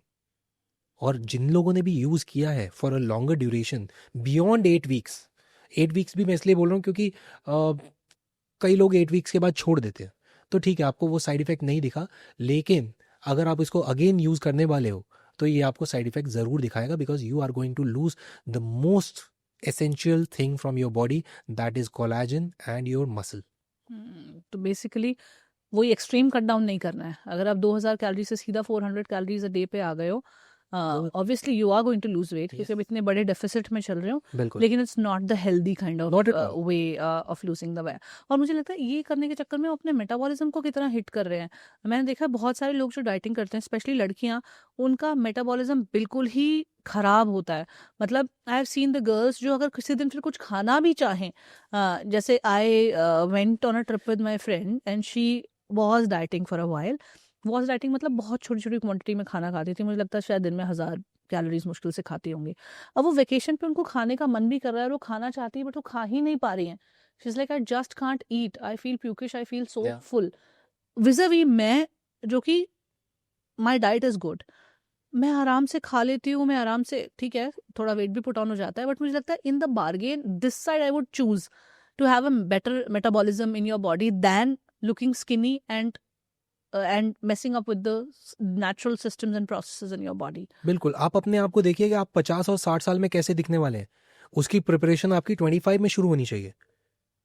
हम बचपन से पैदा होके 20 साल 25 साल की उम्र के लिए तैयारी करते हैं कि हमारा करियर कैसा हो। फिटनेस के बारे में हम ऐसा क्यों नहीं सोच रहे हैं? कोई भी इंसान जो स्कूल गया है, उसने फर्स्ट सेकंड थर्ड इस तरीके से इस प्रोसेस में आके इंजीनियरिंग की है, IAS IPS बने हैं। पहले दिन कोई IAS IPS नहीं बन गया। लेकिन when it comes to body, we actually go very unnaturally, the approach is very unnatural, Unnatural and unhealthy. unhealthy. Yeah. Right. तो वो नहीं करना चाहिए। So you are telling किसी भी तरह का crash program, crash diet, so आप कीटो कैसे देखते हो? What is your take on keto diet? अगर आप बॉडी बिल्डर हैं, आप इतना चिकन खा सकते हैं, आप उस लेवल का फैट इनटेक कर सकते हैं, फाइबर इनटेक कर सकते हैं with the veggies, then it's okay. But अगर आप बात करें major population from India, not It's not not at all sustainable. Sustainable for us. हम इतना खा ही नहीं सकते हैं, और हमारे मंगलवार है, हमारा शनिवार है, हम नहीं करेंगे। हमारे नवरात्रि बीच में आ जाएंगे, और 9 दिन अगर मैंने नहीं किया वो कीटो फॉलो, मेरा पूरा कीटो का पैटर्न टूट जाएगा। तो मैं ऐसी चीज करूं ही क्यों? Yogesh, अगर somebody is over 100 kilos, what should be the first thing they should do to be more fit? सबसे पहले अपना ब्लड वर्क कराएं, उसमें अपने वाइटल्स चेक करें कि वहाँ पर कहाँ कहाँ क्या क्या मिस हो रहा है, उसको न्यूट्रिशन के थ्रू कॉम्पनसेट करने की कोशिश करिए before getting into the gym. That should be your first approach. अगर आपको कोई भी मेडिकल कंडीशन है, मीट योर फिजिशियन, आप उसकी अपनी टैबलेट या जो भी उसकी मेडिकेशन है वो शुरू करिए। इसके बाद अगर आप 100 किलो से ऊपर हैं, that means your vitals are messed up, आपका ब्लड प्रेशर मेस्ड अप है, आपका ब्लड शुगर मेस्ड अप है, तो बेटर है कि आप एक प्रोफेशनल की हेल्प लें, एक अच्छा प्लान तैयार करवाएं जिसमें कि वो ऑब्जर्व करे क्लोजली आपको, कि आप अगर 5 की स्पीड पर वॉक कर रहे हैं तो आपका हार्ट रेट किस लेवल पर जा रहा है, और उस हिसाब से वो on point then and there अपने वर्कआउट को मॉडिफाई करे। Don't go aggressive. आपके लिए पहला 3 हफ्ता सिर्फ और सिर्फ अपनी बॉडी को मूव करना होना चाहिए आपका फोकस, जिसमें आप बहुत लिमिटेड मूवमेंट्स कर रहे हो और बहुत लिमिटेड टाइम के लिए कर रहे हो, और स्लोली एंड ग्रेजुअली उसको इंक्रीज कर रहे हो। क्योंकि जितने लोग ज्यादा ओवरवेट होते हैं वो ज्यादा अग्रेसिव हो जाते हैं अपने वेट लॉस को लेकर। Yeah. मैंने देखा कि वन ऑफ माय फ्रेंड्स या known person, he was about 160 kilos, and वो इतने अग्रेसिव हो गए अपने वर्कआउट को लेकर, इतने अग्रेसिव हो गए कि बाद में उनको बहुत सारे हेल्थ इश्यूज वेट लूज करने के बाद हो गए। तो उल्टा हो गया मतलब काम बिल्कुल। बेसिकली। तो वही है कि अपनी बॉडी को इतने स्ट्रेस में नहीं डालना है। क्योंकि आपकी बॉडी पहले से ही बहुत ज़्यादा स्ट्रेस में बिकॉज ऑफ दैट वेट। आपके जॉइंट्स पर कितना लोड है, आपकी वेन्स पर कितना लोड है, आपके जितने भी ऑर्गन्स हैं उन पर कितना लोड है टू परफॉर्म ऑप्टिमली। अभी आप कोई भी movement all of a sudden करेंगे, your body is not prepared for it, and you are not in that bracket जहां पर आप वो चांस ले सकते हैं। आपको एक छोटी सी मूवमेंट से भी इंजरी होने के पूरे पूरे चांस है, तो आपको तो और ज़्यादा ध्यान रखना है अपना। तो बेसिकली जो लोग ओवरवेट हैं उनको इंजरी के बारे में काफ़ी ध्यान रख के अपने वर्कआउट्स को भी प्लान करना है। बिल्कुल, और अपनी छोटी छोटी मूवमेंट्स पे ज़्यादा वर्क करना है, बजाय कि एकदम से किसी अग्रेसिव मूवमेंट की तरफ चले जाएं। मेरे एक क्लाइंट थे 148 केजीज के थे, उनके लिए अपने शूलेस बांधना वॉज अ टास्क, किसी और को बांधने पड़ते थे। उनके लिए अपने बेड से उठकर पानी पीने जाने में उनकी सांस फूल जाती थी। तो मेरा, आप मानेंगे, पिछले मतलब जब मैंने उनको शुरू कराया, पहले 2 महीने मेरा टारगेट सिर्फ ये था कि इंसान ज़मीन से उठकर वॉक करके 10 मीटर चला जाए, वहाँ पर एक दीवार थी उसको टच करे, वापस आए और वापस लेट जाए। Simple workout. मैंने कोशिश ये की उनकी जो डेली रूटीन है उसको मैं कैसे उनके लिए ईजी बना सकूं। तो आपके लिए ये सबसे पहला आपका फोकस होना चाहिए कि अगर आप जिम में जा रहे हैं तो आपका डेली रूटीन को आप कैसे बेटर बना सकते हैं। Try and use those activities as you exercise in the gym. तो बेसिकली फिटनेस गोल से पहले उनका परफॉर्मेंस गोल आपने एक तरीके से बनाया कि वो बिल्कुल। कैसा परफॉर्म करे डे ऑन डे में, बिल्कुल। क्योंकि वो ज्यादा काम की चीज़ अभी उनके लिए, rather than looking a certain way. बिल्कुल। जो इंसान 10 मीटर नहीं चल पा रहा है उसको पहले वो तो करना पड़ेगा, रादर Yes. देन कि मैं इतना वेट लूज मैं वेट उठवा दूं, मैं उनसे ट्रेडमिल पे भगाने की कोशिश करूं, नहीं। उनकी लाइफ को कैसे कैसे बेटर कर सकता हूं, that should be my approach. वो सीढ़ियाँ अपने घर में, अगर वो सेकंड फ्लोर पे रह रहे हैं तो वो कितनी देर में अपनी सीढ़ियाँ चढ़ के ऊपर जाते हैं। अगर उनको 15 मिनट लग रहे हैं और अगर मैं उनको हेल्प कर सकूँ कि वो 10 मिनट में पहुंच जाए, it's a win win situation for both of us.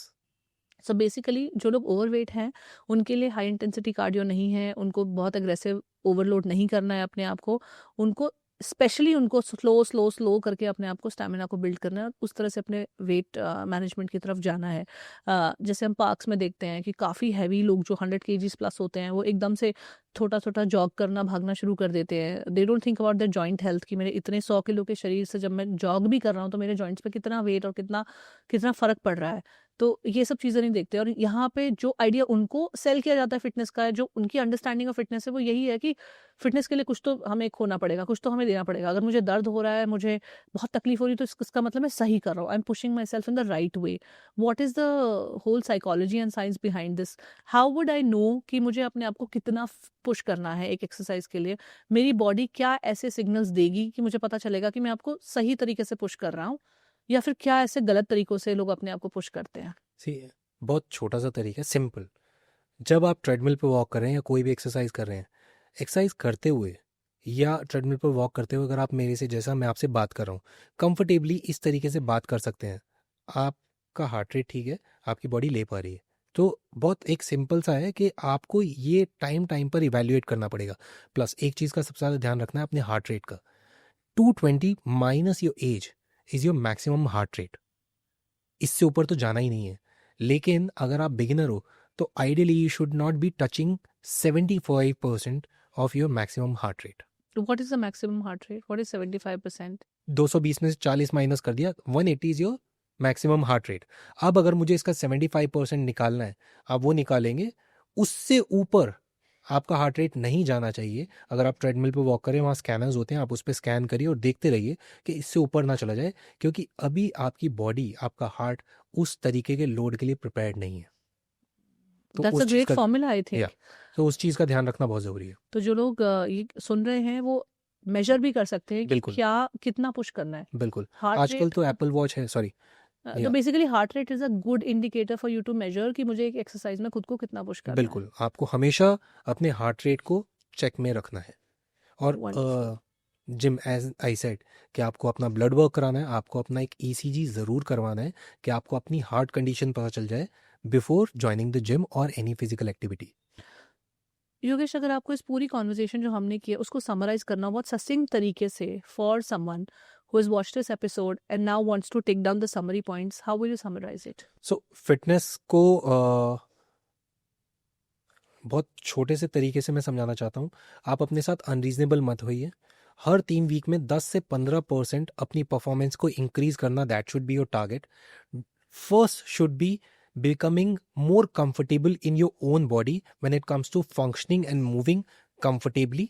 इसके बाद आपका मेजर टारगेट होना चाहिए आपके लाइफस्टाइल को मॉडिफाई करना, लेकिन उस तरीके का मॉडिफाई करना जो कि आपके लिए सस्टेनेबल है और जो कि आप अपनी लाइफ में ऐड करने के बाद परेशान नहीं हो रहे हैं। आपके प्रोटीन इनटेक पे ध्यान देना, फाइबर इनटेक पर ध्यान देना, कार्ब को एकदम कट ना कर देना और फैट को डिमोनाइज ना करना। फैट्स हमारी बॉडी के लिए ज़रूरी है। आपके चेहरे पे जो चमक है वो फैट्स की वजह से है, तो वो बहुत ज़रूरी है। स्लीप को प्रायोरिटी पे रखना, 7 से 8 घंटे की स्लीप होनी चाहिए। सोडियम कट मत करना, सोडियम कट करने की ज़रूरत नहीं है। और पोटेशियम पे ध्यान देना, जिसके लिए पोटेशियम रिच फूड खाना, क्योंकि अगर आपको क्रैम्पिंग हो रही है तो वो सोडियम नहीं, पोटेशियम और सोडियम के इम्बैलेंस की वजह से हो रही है। उस चीज़ का ध्यान रखना। Don't compare your self with others, क्योंकि वहीं पर सबसे ज़्यादा चांसेस होते हैं इंजरीज़ के और एक्सीडेंट्स के। अपने आप से कंपेयर करिए, लेकिन अगर आप आज 40 के हो गए तो 20 वाले से मत करिए। 40 में आप कितना अच्छा परफॉर्म कर रहे हैं और उस परफॉर्मेंस को, जैसा कि मैंने कहा, हर 3 हफ्ते में 10 से 15% अगर आप इम्प्रूव कर सकते हैं smoothly and gradually, that should be your target. And be more mindful and stay happy, because happiness changes everything. Beautifully summarised. I think बहुत सारे इंपॉर्टेंट टेकअवेज हमने इस कॉन्वर्जेशन के थ्रू ऑडियंस को देने की कोशिश की है। You know, in this series of podcast जो मैं आजकल कर रही हूँ, मेरा एक सिंपल गोल है that I want to solve for the common man. मुझे बहुत कॉम्प्लिकेटेड नहीं करना है, बहुत कॉम्प्लेक्स चीज़ें, बहुत बड़ी बड़ी इंफॉर्मेशन विद बड़े बड़े साइंटिफिक टर्म्स नहीं देने हैं। I want to simplify for the common man, because उस इंसान को जेन्युइनली एक राइट रिसोर्स से ट्रांसफॉर्मेशनल इन्फॉर्मेशन चाहिए, क्योंकि शायद वो अभी अफोर्ड नहीं कर सकता है, शायद वो मेंटली इतना अभी इवॉल्व नहीं है कि वो एक बड़े बड़े टर्म्स को समझ पाए, और उसको समझने की मुझे लगता है ज़रूरत भी नहीं है। राइट? क्यों आपको एक कोच जितना समझ पैदा करनी है एक सब्जेक्ट के बारे में? आप अपने सब्जेक्ट में एक्सेलेंस करो ना, जो आपका सब्जेक्ट है, नॉट एवरी सब्जेक्ट के बारे में। बिकॉज जितना ज्यादा कभी कभी इन्फॉर्मेशन ओवरलोड हो जाता है, उतना एक्शन प्लान आपका पीछे चला जाता है, सिर्फ कंफ्यूजन आएंगे, कंफ्यूजन आ जाता है। राइट? तो my idea of having this conversation with you was to solve for the common man, जिसको बहुत सिंपल तरीके से, सस्टेनेबल तरीके से अपना health management, fitness management, weight management का रोड मैप तैयार करना है for the coming year. And I think we have somewhere been able to establish that through this conversation. Now, towards the end, one question that I ask all of my guests is their definition of success. If you have to evaluate success from the standpoint of fitness, how would you see it? So every day we are evolving and growing at the same time. So me being a fitness professional, I feel what I have achieved and I have seen is you need to become little better than yesterday, but that doesn't mean it's only and only being more fitter superficially. what I've explored is becoming more healthier version of myself, finding better ways, easier ways and sustainable ways to become a healthier one. And yeah, I think this has worked, and hope this works in future also. So are you more healthy than what you were 10 years ago? Absolutely. I'm more clearer. My thoughts are clear. My plans are clear. My vision, my focus, my thoughts, my approach, my energy, everything is way different than my early years. How much of credit for that you would give to fitness, and how much of it is mindset related work? 200% to fitness, because fitness only taught me everything. When it comes to mindset, see, जब हम exercise करते हैं और हमारे सामने एक heavy weight पड़ा होता है, तो वहाँ पर अपने आप ही जब हम उसको उठाने जाते हैं, हमारा माइंडसेट इतना स्ट्रांग हो जाता है कि I can do it, and that positivity makes sure कि ये वेट मुझे डोमिनेट नहीं कर सकता. I am going to dominate this weight, and that's what has worked always for me. Going from Delhi to Mumbai, where no one knew about me, training people, and being so lucky that the kind of people I have worked with, it is just because of 3 major things: manifestation, mindset, and fitness. Wow. तो fitness मुझे लगता है is a very important area of your life, जो आपको आपके mindset के बारे में बहुत कुछ सिखा देता है, जो आपको दिखा देता है कि आप कैसा सोचते हो, आप अपनी सोच में कितने हद तक फंसे हुए हो, आप उस सोच से कैसे निकल सकते हो, पॉजिटिव माइंड फ्रेम क्या होता है, नेगेटिव क्या होता है, आपकी सेल्फ टॉक कैसी है, आप अपने आप को देखते कैसे हो, आपका सेल्फ वर्थ आप कैसे समझते हो. तो आई थिंक बहुत सारे आपके एरियाज आपको एकदम लाइट बल्ब की तरह चमकने शुरू हो जाते हैं जब आप फिटनेस पे ध्यान देते हैं.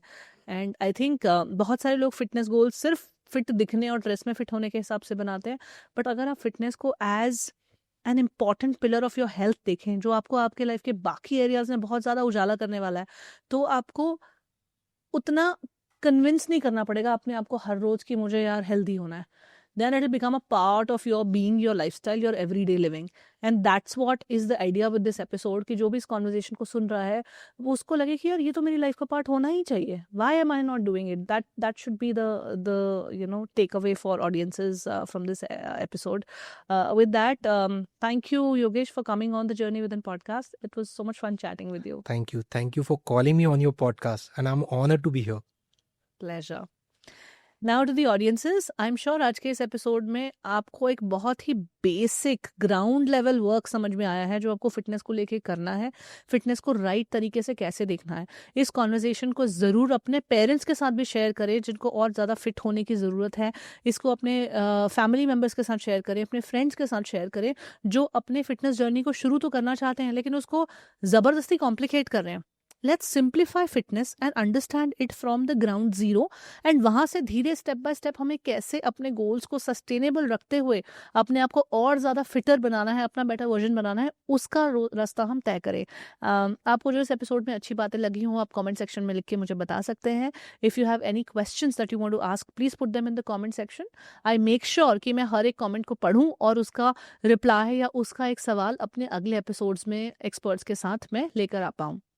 जो लोगों ने अभी तक चैनल को सब्सक्राइब नहीं किया है, अगर आपको हमारी द जर्नी विद इन की कोशिश पसंद आती है जहां पर I am standing for your transformation, for you to create your best life, तो चैनल को सपोर्ट ज़रूर कीजिएगा. Hit that subscribe button, press the bell icon, and share this episode with your friends and family. I will see you in the next podcast. नमस्ते.